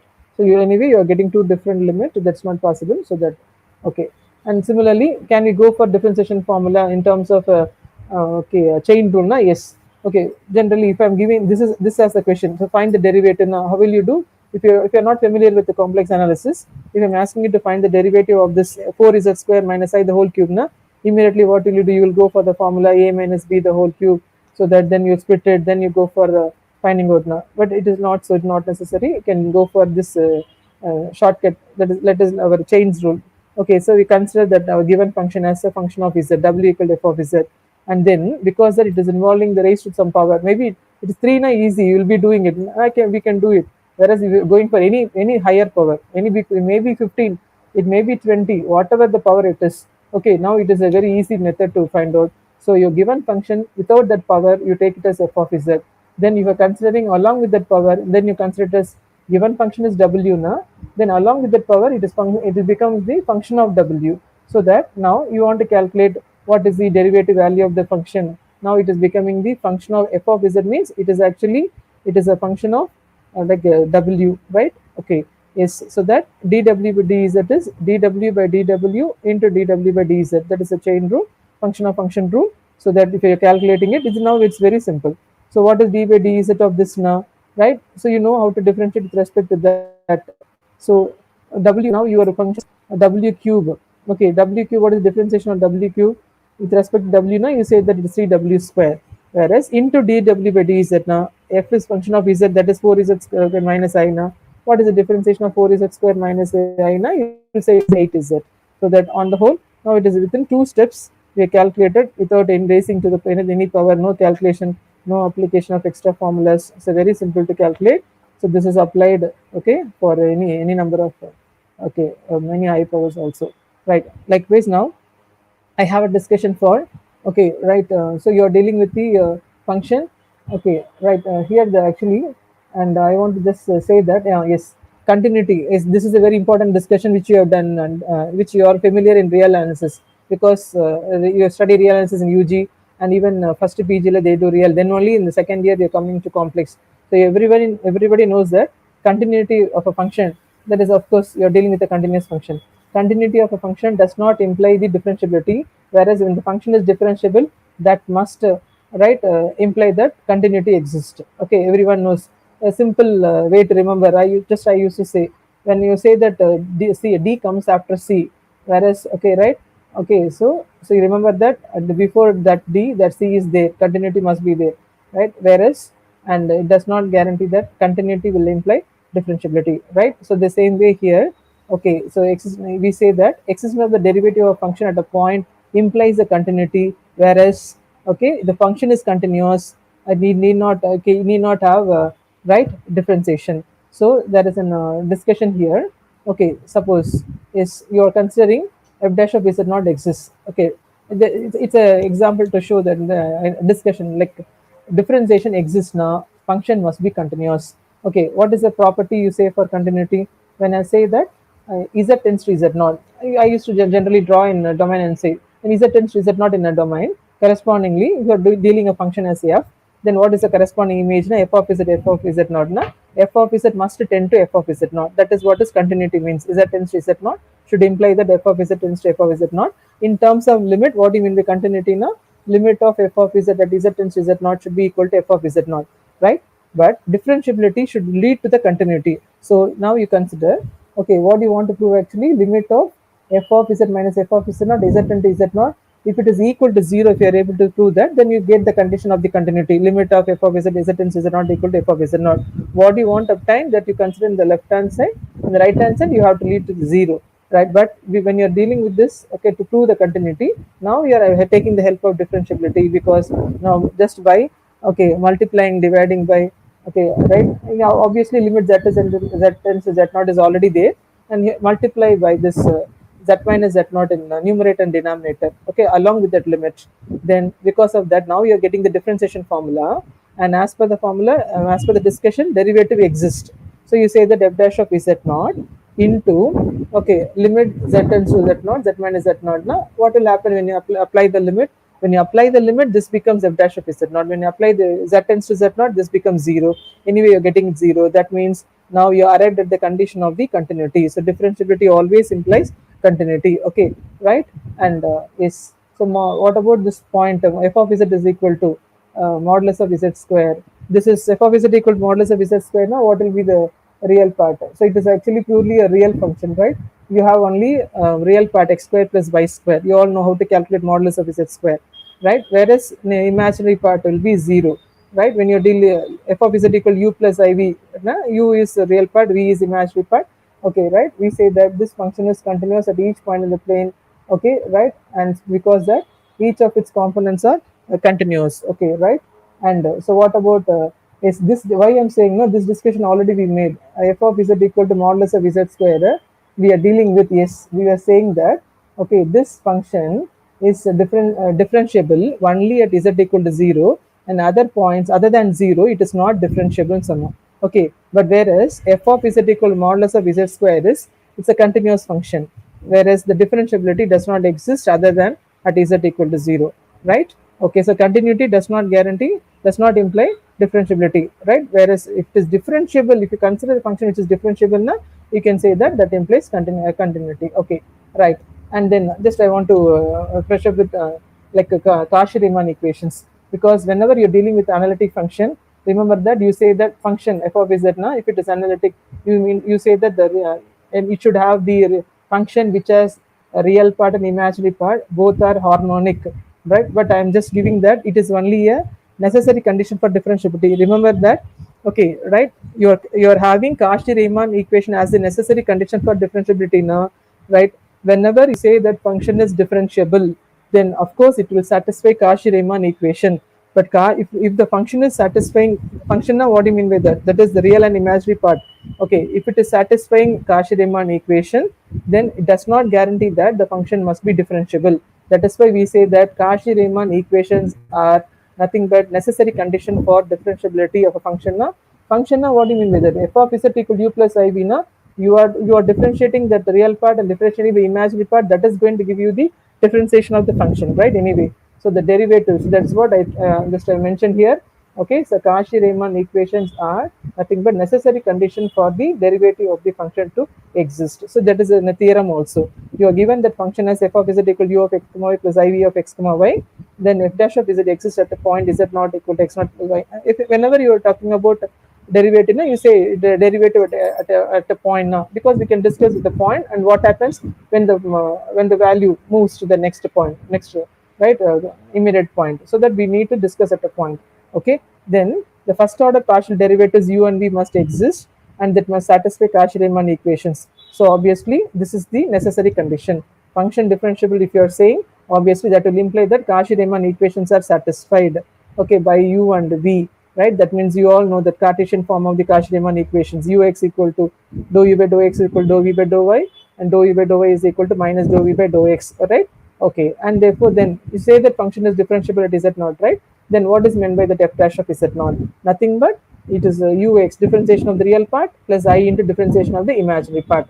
Okay, right? So simply if you are given a function of function z square, you all know, right? Z square now, z is nothing but u plus iv, and it is in the form of u of x comma plus iv of x comma y. Now it is like usual, right? A plus b the whole square, a square plus b square minus 2ab. So what is your f of z equal to z square? It is not modulus z, here z square. This is differentiable, so that you are able to do that, and you can even show that the function is differentiable and the Cauchy-Riemann equations are also satisfied in that. Okay, right? And remember that next example, that is over. This example is over, and that example.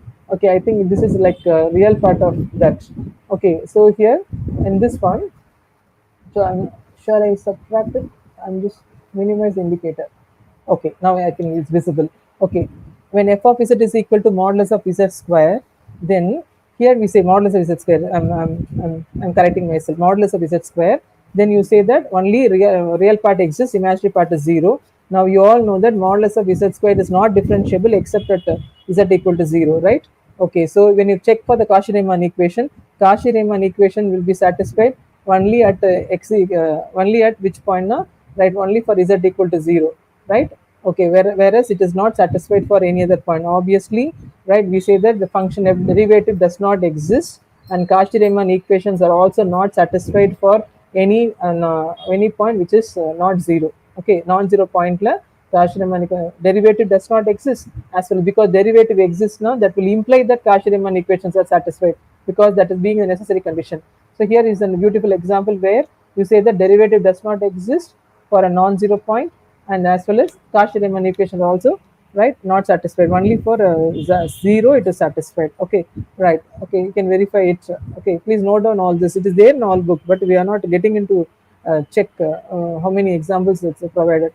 Okay, now sufficient condition. Yes, I told you Cauchy-Riemann equations act as the only the necessary condition for the differentiability of a function. Now, of course, that should be condition for the sufficient condition for differentiability. Now, yes, and if there are, because Cauchy-Riemann equation satisfied does not guarantee that the function is differentiable. Now, there must be some conditions which must imply that the function must be differentiable. Now, this is the condition. The theorem says that if these two conditions are satisfied, obviously that, and surely the function will be differentiable. So what is that condition? Just see that given function, as usual, function of f of z is u plus iv, nothing but u of x comma y, Cartesian form, u of x comma plus iv of x comma y, right?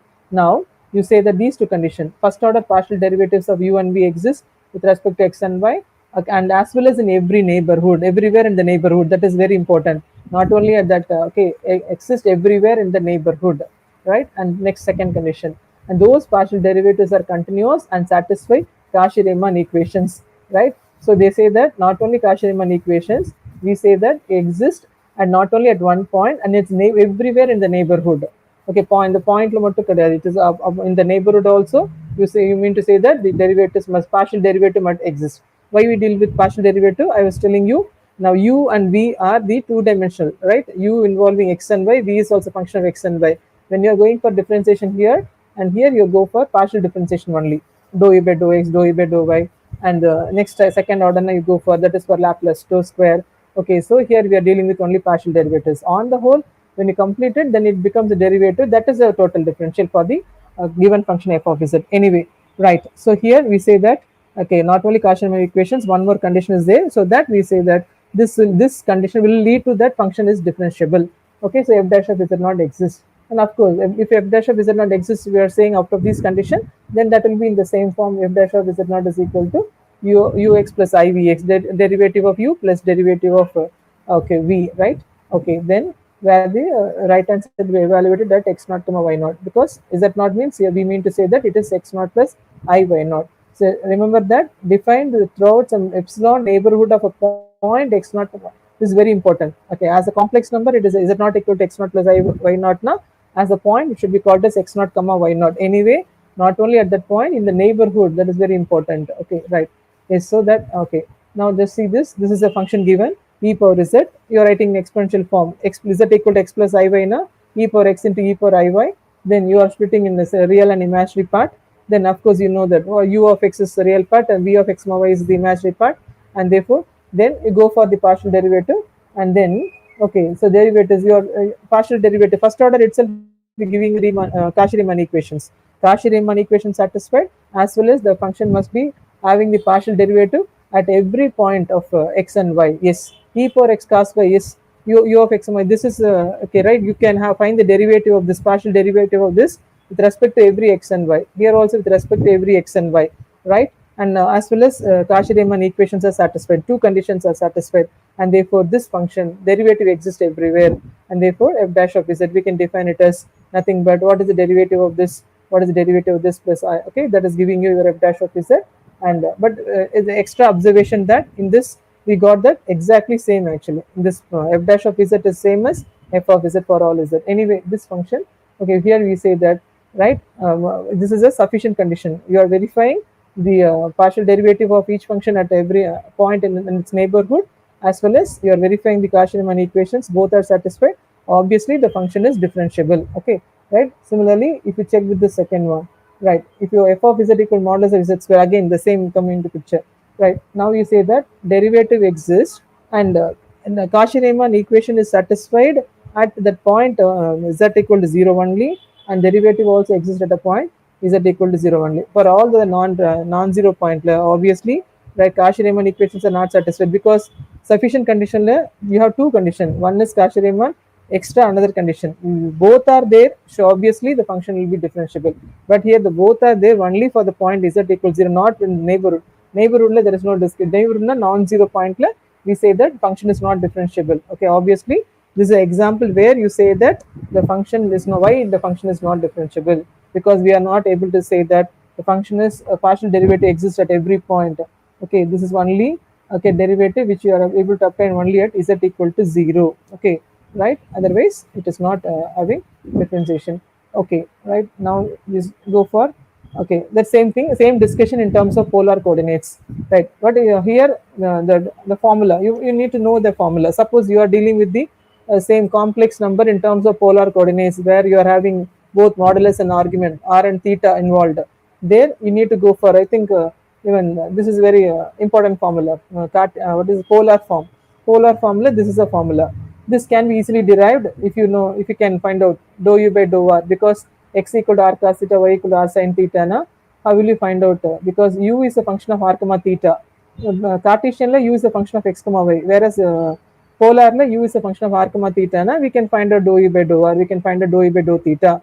Similarly, we can go for dou v by dou r, dou v by dou theta, using this formula, dou u by dou x into dou x by dou r, dou u by dou y into dou y by dou r, because you know that, like, and you can differentiate, okay, x with respect to r and y is with respect to r, whereas dou when the u is you can treat it with respect to x.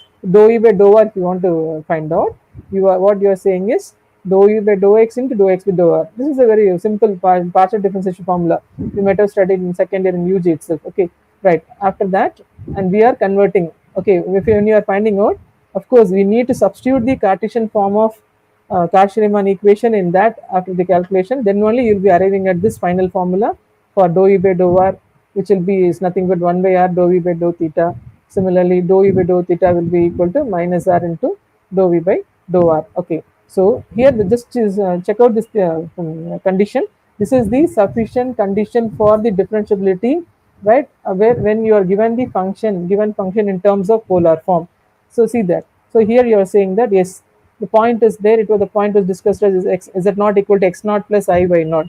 Here the point is z not equal to r naught into e power I theta naught, because we are dealing with polar form now.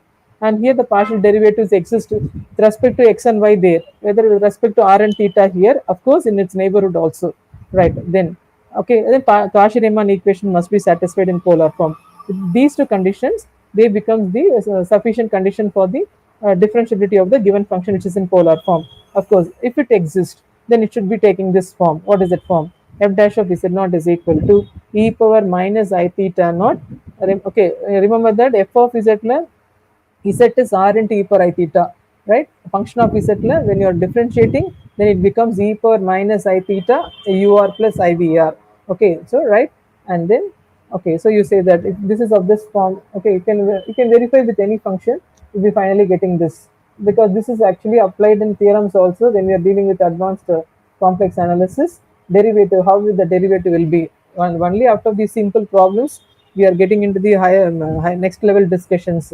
If you are not thorough with all this, there you will be blinking how to understand that, to approach that big theorems, right? So consider that's why I always says to my student, now it is in UG, you have to recall, otherwise you cannot get into this bigger concepts in PG, right? So consider the function f of z equal to 1 by z. It's an example where we are dealing with the function in terms of polar form. So z is r into e per I theta. Of course, you can write it as e per minus I theta by r, and then e per minus I theta is cos theta minus I sin theta. Of course, we are dealing with z and non-zero, right? Now, so what do you mean by real part? U of r comma theta cos theta by r. What do you mean by imaginary part? Minus sin theta by r. Okay, right? Now, we say that this condition in the theorem are satisfied at every non-zero point. Okay, z equal to r e per every non-zero point. Now, of course, when you're z naught is one particular point, if you say, of course, it is satisfied in the neighborhood of z naught also, because this will be satisfied. This condition, okay, is satisfied. Now, yes, you are able to find out the partial differentiation with respect to r, with respect to theta. Then you are able to verify the Cauchy-Riemann equations in polar form, and so that finally you say that you are getting the differential of the function. It is f dash of is the derivative of the function, which is in terms of this. And you all will agree that what is the differentiation of 1 by z? Now straight away you will say that answer is minus 1 by z square. Did you verify that how you are finding out whether you are dealing with Cartesian in detail? Because you all know that what is the differentiation of 1 by x now with respect to x now, you will always say it is minus 1 by x square. The same way you will apply it for z. But this is a technique where you can go for, okay, applying this, right, real part, imaginary part differentiated partially, then finally you are getting the total differential of the given function, right? Okay, so whether it is in polar form or in Cartesian form, okay, we can find out like this, right? Okay, and another example where your function is again given function in polar form, which is cube root of r into e per I theta by 3. Okay, here also we are able to split, because e per I theta, you know that by Euler's formula it is cos theta plus I sin theta. You can always put it as a real part and imaginary part, cos theta involved in real part, sin theta involved in imaginary part. Okay, so now you're finding out the CR equation with respect to this, and then you're finding out f dash of z. Okay, so now this will be an example for, okay, right? Of course, in your deal பண்ணும்போது you're saying theta lies between alpha to alpha plus 2 pi. The difference of 2 pi angle between the difference of 2 pi and our radius r must be, modulus must be greater than 0. Anyway, but now finally what you observe is, yes, it is of the form f dash of z is equal to this, and 1 by 3 times, this is nothing but our f of z, given f of z, and we obtained it as square. After finding out, I'm saying, you are comparing that, you got this, okay, right? What is the differentiation of z power 1 by 3? Okay, right? Then finally you are saying that is nothing but this one everyone knows, but now you derived it actually. So what is that? What is the differentiation of z power 1 by 3? Now what will we say? 1 by 3 into z power 1 by 3 minus, okay, right? 1 by 3, what is it? Minus 1. Okay, so that it is, okay, so you are getting it as 2 by 3. Okay, but it will be minus there. Bring it to the denominator, it becomes plus, right? The same formula which you already know, but you have derived it now using the derivative is obtained using this, okay, polar form, where you are dealing with partial derivatives of the real part and imaginary part. Then finally you are getting the formula for the derivative also, right? And then actually I want to just finish with this conformal mapping and what is meant by analytic function. Actually, analytic function already I given an introduction so that I can move it faster. And conformal mapping now, so you must be knowing, okay, when you say a mapping is conformal, okay, when the mapping preserves both angle and magnitude, okay, then you are going to say that that will be a conformal mapping. So here you're given the two okay, graph where you just see that it is almost preserves and what do you mean by that? It's not exactly equal. Preserves now in the direction, okay, magnitude now you mean to say that okay, distance, that is the modulus, right? And the direction now maybe in terms of angle now it can be the difference of some addition of some increase angle can be have increase, so right, okay, that can be increased, but still it preserves the orientation, okay, right? So it is actually here it is explained how you are drawing this, okay, and you are finding out the drawing this with the angle with theta, angle with the psi, and here the z plane, you consider the point z naught, the image point you consider as w naught. So here z naught is actually functional value, the if I'm saying z naught, f of z naught, I'm calling it as w naught. So if you are saying that it is acting as the image of z naught or f of z naught, you just treat it as two planes, one is z plane, another one is w plane. So whatever the discussion, what is the image of, so here you call now tau asterisk now corresponding image is t asterisk. here small tau and the small tau asterisk. Likewise, we can say that for everything, a C asterisk is the curve discussed here. Okay, at the point is that not now? It is drawn here now. The corresponding image curve will be big gamma asterisk. Okay, so all this notation we use like to represent the right curve in the what is the image curve in the W plane, point in the Z plane, what is the image point in the W plane. Okay, likewise, right? So and then we say that these two figures are actually showing that a conformal mapping exists, right? Both the magnitude and orientation direction preserved, angle preserved. Okay, so and suppose if you say only a magnitude is preserved, whereas we are right. Okay, so which preserves magnitude of angles, right? Okay, then you say it is isogonal, but both directions and magnitude, of course, right? Then you call it as the conformal. Okay, isogonal now it will have. There is an example also. Right. So this is what I was telling you. No, there are two curves, right? On this Z plane, there are two tangents, tau 1, tau asterisk marked at right. Is that not right? Then so likewise, you say that angle between C and C asterisk is defined as angle between tau 1, tau asterisk. Okay, where right? So we are showing that how it is becoming image in the this from this figure we are saying it acts this angle, that is this angle between these two image curves, right? So that we say that there is some relation, right? Yes, therefore the angle between big gamma asterisk, which are the image curves in the W plane, equals the angle between C and C asterisk, which are the given curves in the Z plane. Okay, so it preserves both magnitude and direction. Okay, right? In this under this mapping, W equal to F of Z. Of course, now we are dealing with the point Z naught particularly, so W naught equal to F of Z naught. So that graph will show that there is a conformal mapping. This mapping between these two are conformal. Same way, the same thing. Now in terms of function, actually, if you want to discuss conformal for a function of Z, okay, then in the figure now you are showing that angle preserved and magnitude preserved. Okay, that is direction preserved. Whereas if you want to say that when you say a given function is conformal, now the simple check, just find out the derivative value of that function at that point, because see this here conformal is discussed with respect to the point is that not only, right? It's the same way you are finding the derivative of the function at a particular point which belongs to that set. Then so if that exists and does not equal to 0, then you can discuss about that.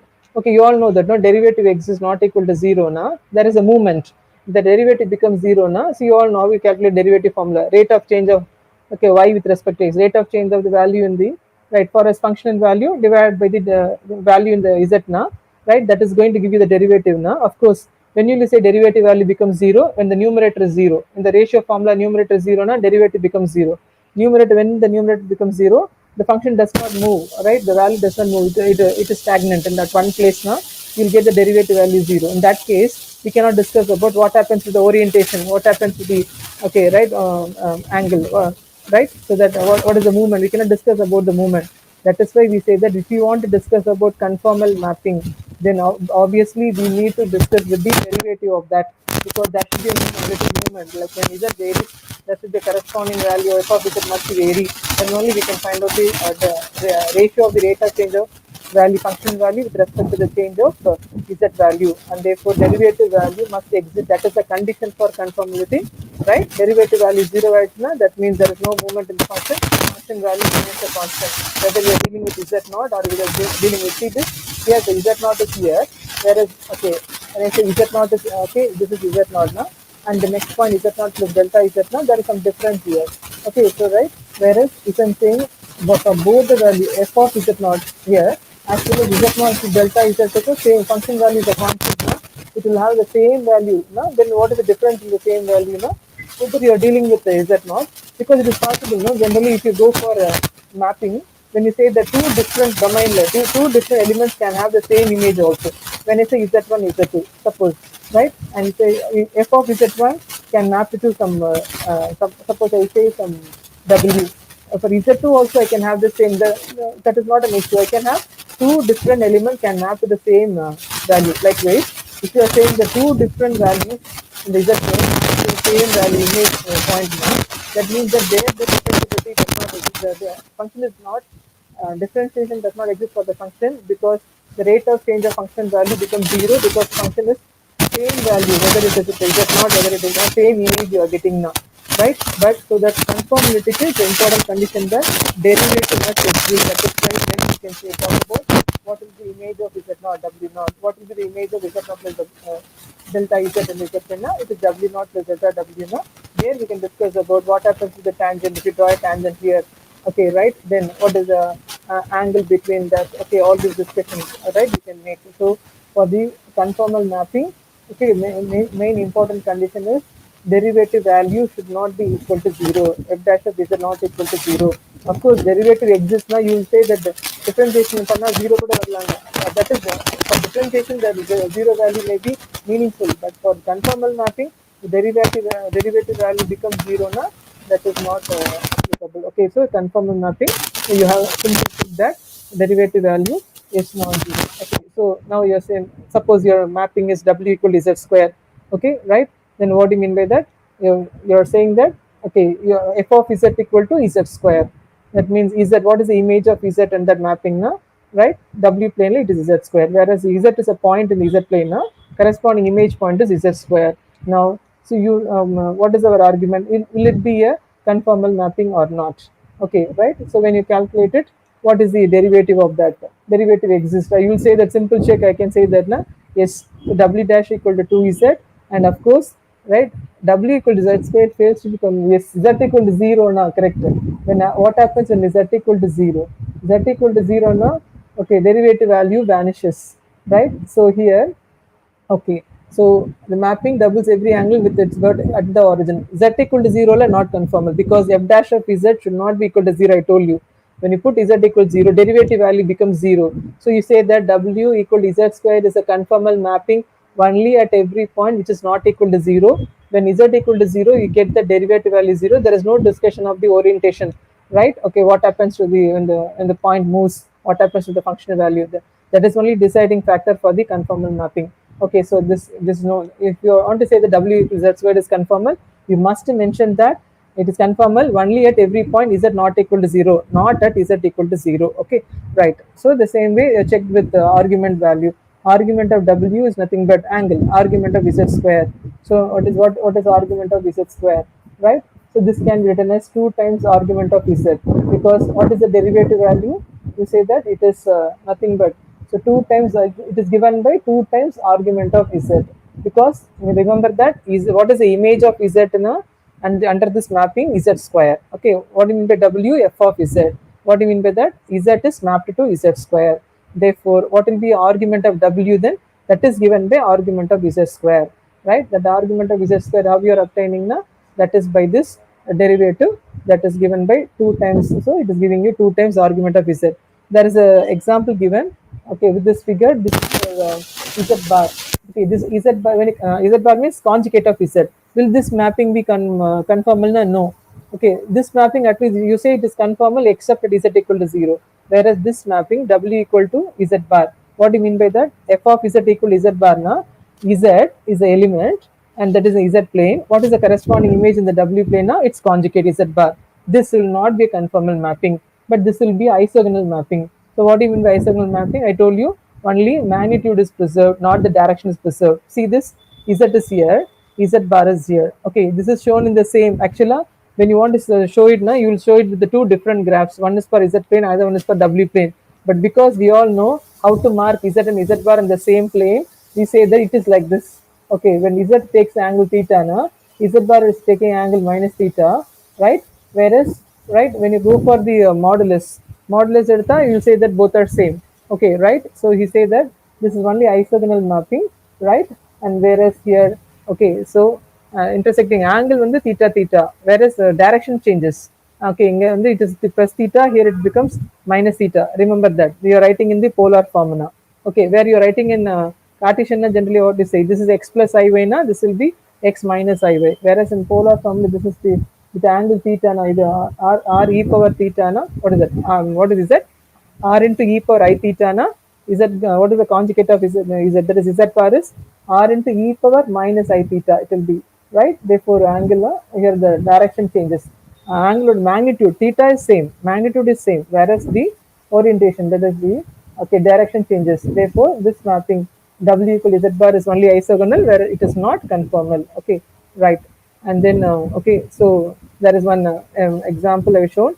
Okay, right. Maybe just like just the statement alone, I will say. I don't know what time now. Okay, it's getting late. Right.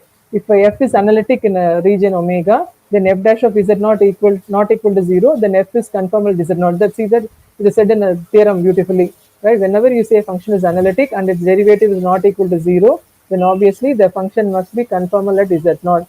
Okay, right? And then is there is an example shown. If you are given a function in this form and you are discussing maps to this.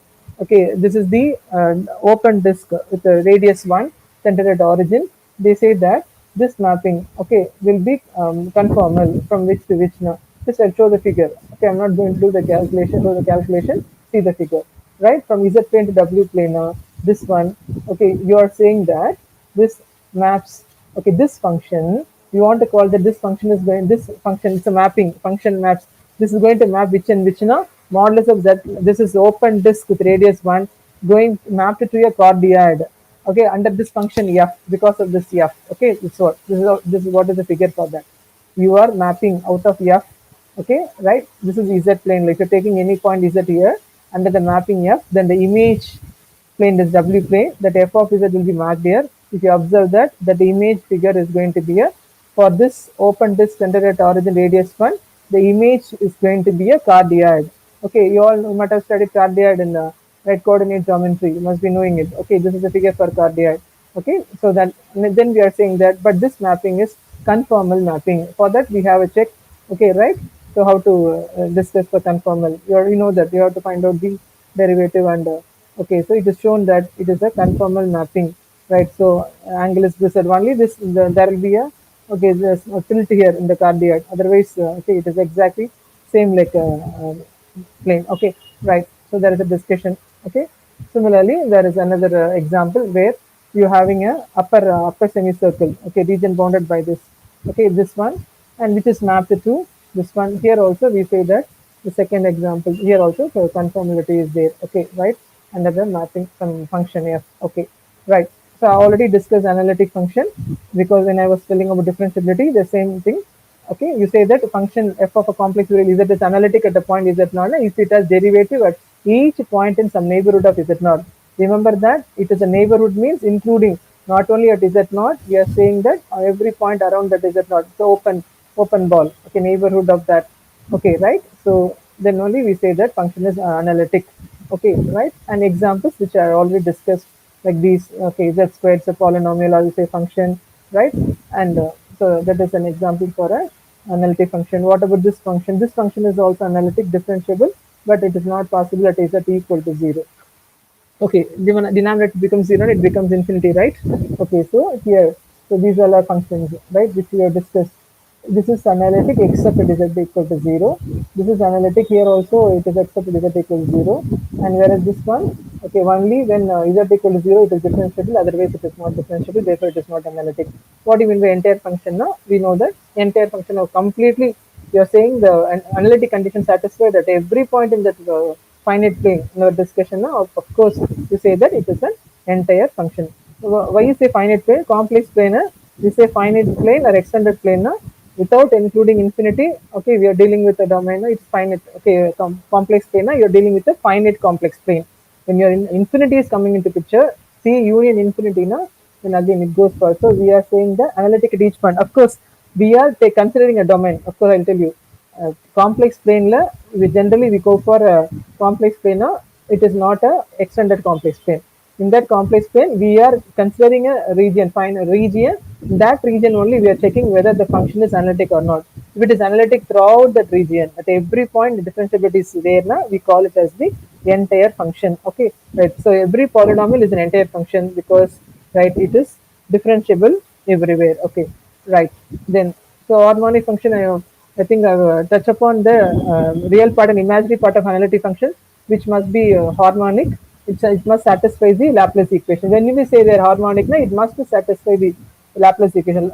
But when it will satisfy the Laplace equation, of course, first order, second order partial derivative must exist for the real part and imaginary part of an analytic function, which are being harmonic.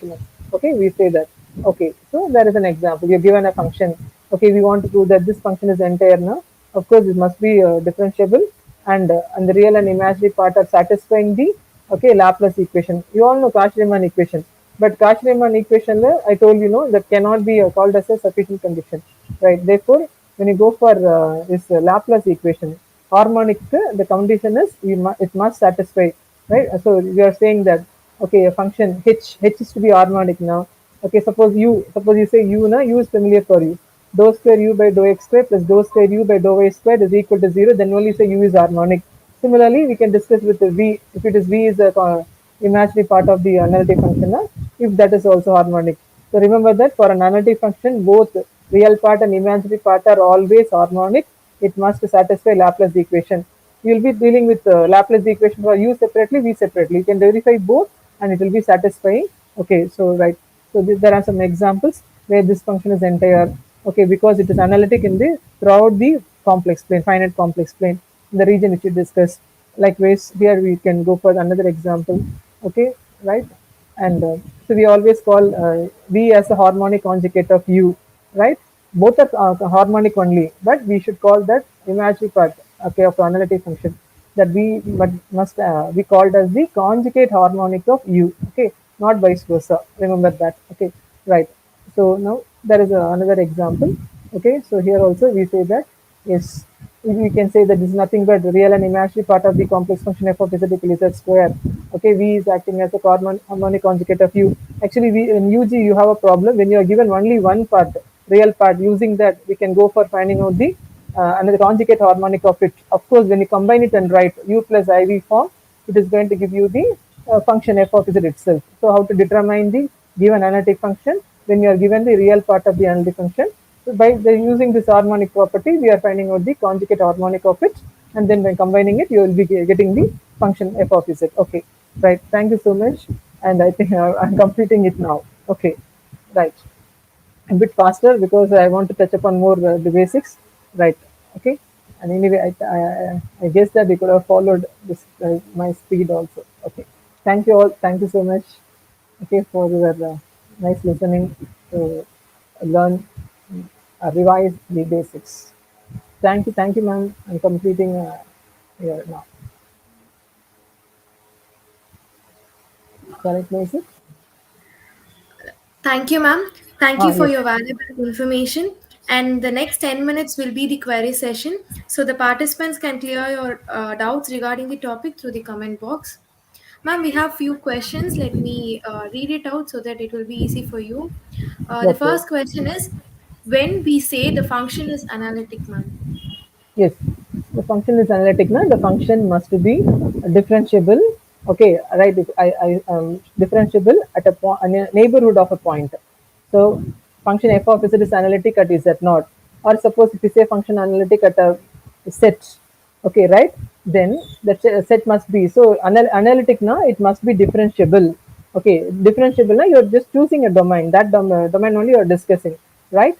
In that domain, it must be differentiable everywhere. Okay, analytic at a point. There are two definitions now. You can say function analytic at a point. Okay, otherwise you can say analytic in a region.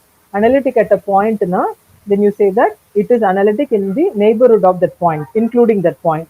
And that means it must be differentiable, okay, in its neighborhood of z naught. As I told you, z naught differentiable now, it means that it must be differentiable in its neighborhood. Okay, so totally you say that okay, function is analytic now, it must be differentiable. Okay, right. Yes, Okay, ma'am. The next question is, can you explain about multi-valued function, ma'am? very good. Okay, so multi-valued function. For example, you say that z power logarithmic function and z power 1 by n. Okay, right? These are all multi-valued functions. When I say the f of z is equal to some z1, z is taking only one value. Now you say it is single valued. But when I say that the function okay for z is mapped to z1 na, it is single value, whereas z can be mapped to more than one value. That means it is like what is that? Z power 1 by n. The very good example is logarithmic function and okay nth root of z. Nth root of z now how will you calculate? As I told you, root of complex numbers I was explaining. Z power 1 by n now you are dealing with okay where the And 2 and pi, when angle is discussed, you say that e for I theta whole for 1 by n, then you how will you calculate by the addition of the angle theta plus 2 n pi, right? So there, and the n value, right, you have, so I was telling you, cube root of unity. This is a beautiful example. Omega cube equal to this z power 3 equal to 1 now, right? Then z equal to 1 for 1 by 3 now. This is an example for a multi-valued function. You are having three values. You are getting three values, right? Right? How you are obtaining. So as I told you, so the root it is mapped to z for 1 by 3. Z is equal to 1 for 1 by 3 now. Then you are able to find out three different roots now. Then that is an example for a multi-valued function. Z for 1 by n, logarithmic function. Logarithmic function, you all know, you studied from the basics like logarithmic.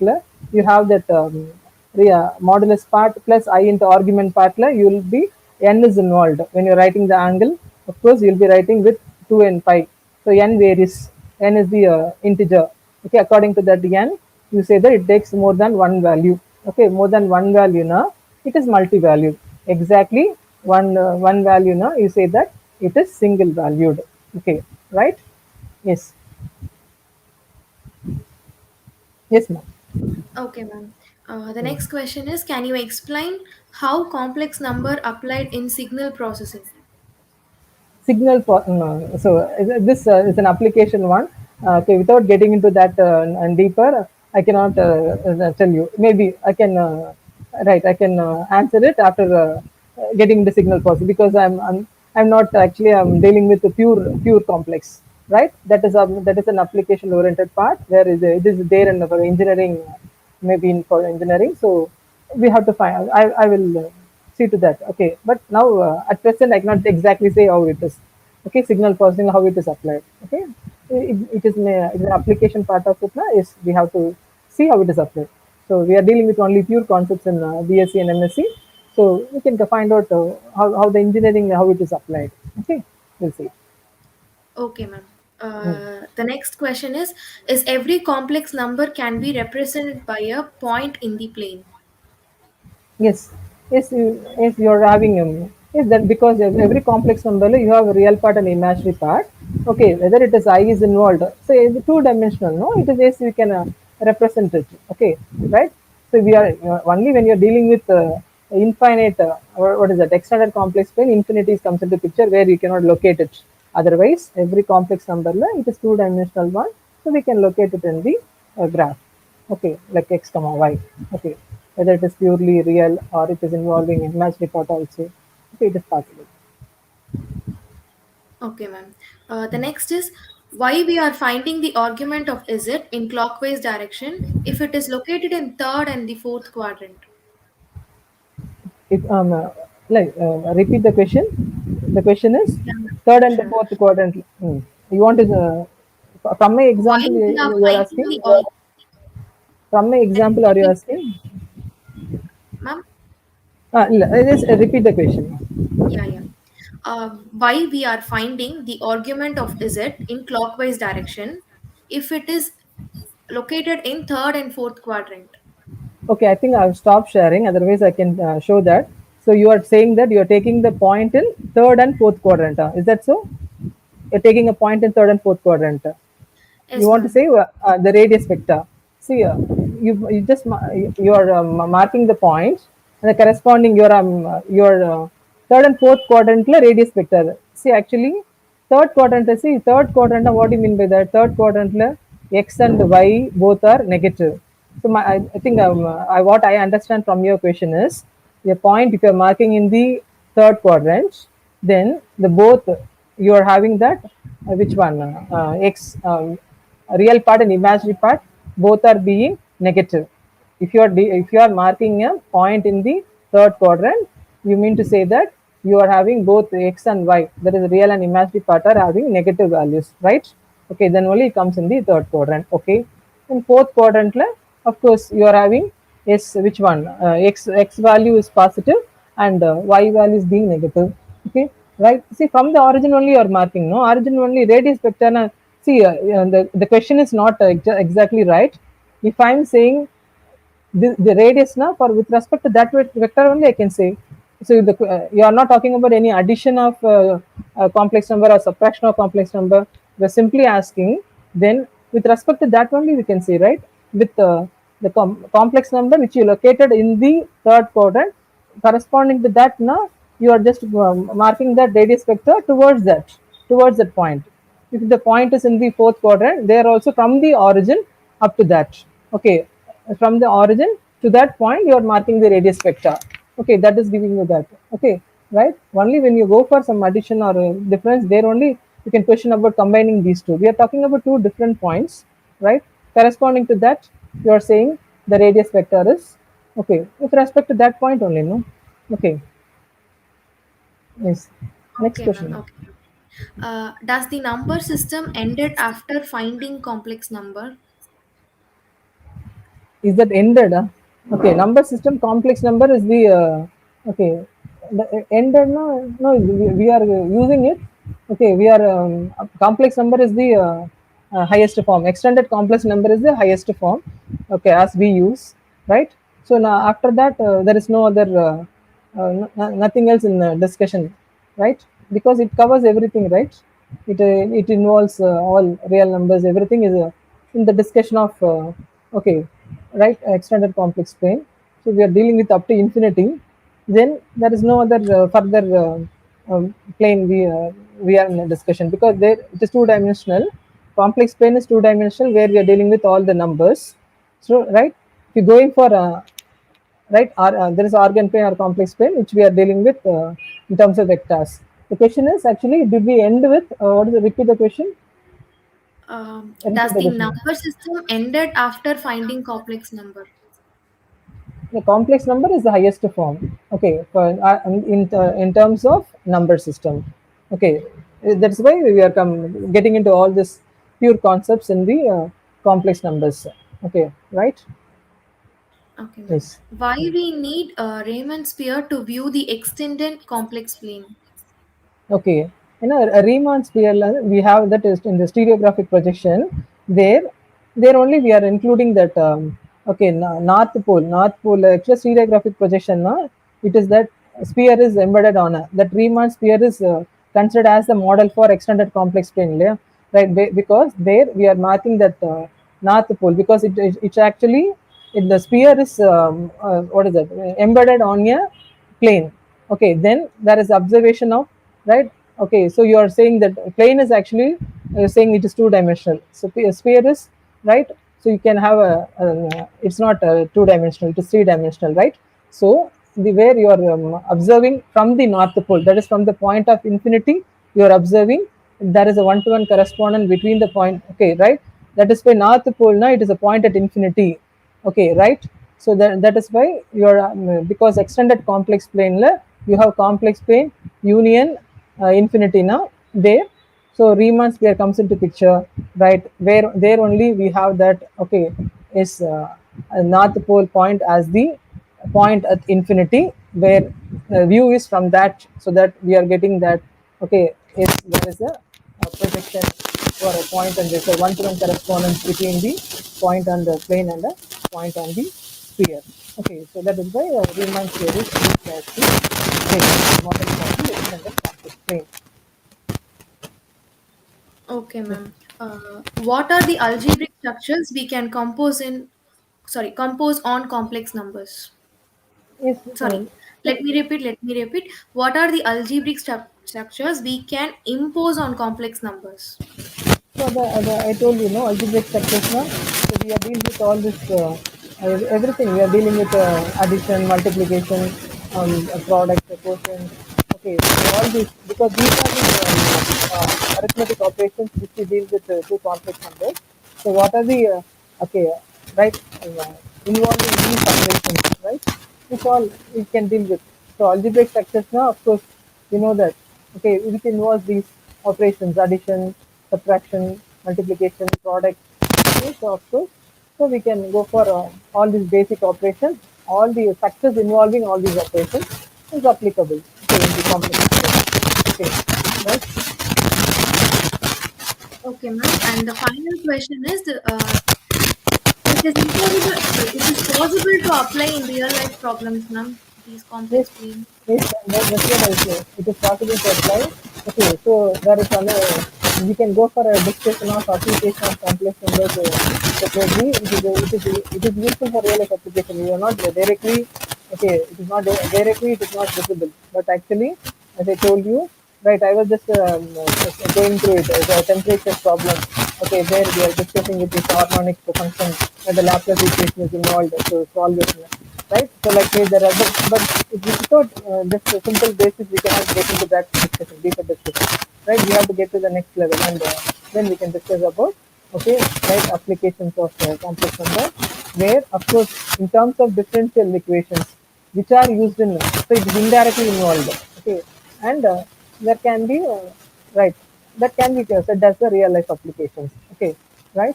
So we are all dealing with okay, all this complex variables, okay, and concepts, yeah. So that will be applicable to solve the problems, okay, that will be applied to solve the problems, okay, right? Okay, ma'am. Thank you, ma'am. Thank you, ma'am.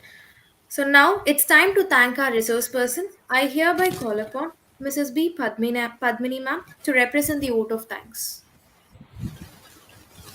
Good evening, everyone. It seems to be a great honor to propose the vote of thanks to all who have helped us in making this national level workshop a resounding success. On behalf of the organizing committee and participants, I thank our guest of honor, Mrs. M. Shanti ma'am, Assistant Professor, Department of MSc Mathematics, Guru Nanak College, for all the valuable information she has shared with us and made us to understand complex plane. I would like to give my sincere thanks to her for gracing this workshop.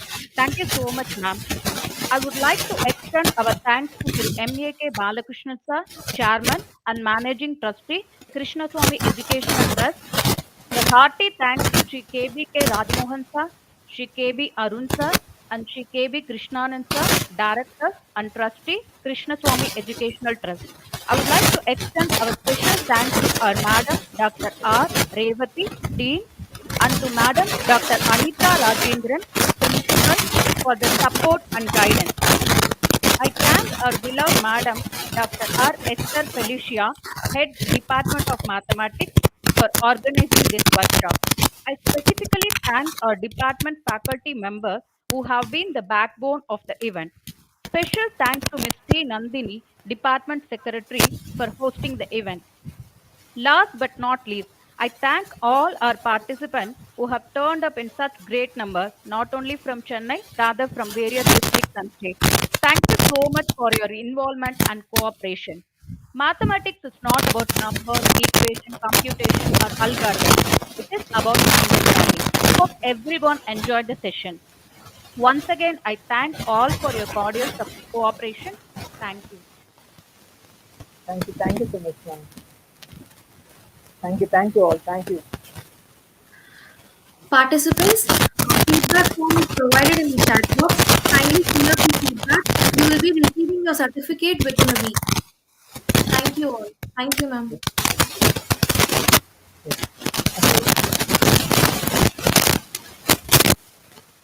Thank you, ma'am. Thank you so much. Yes, Anita?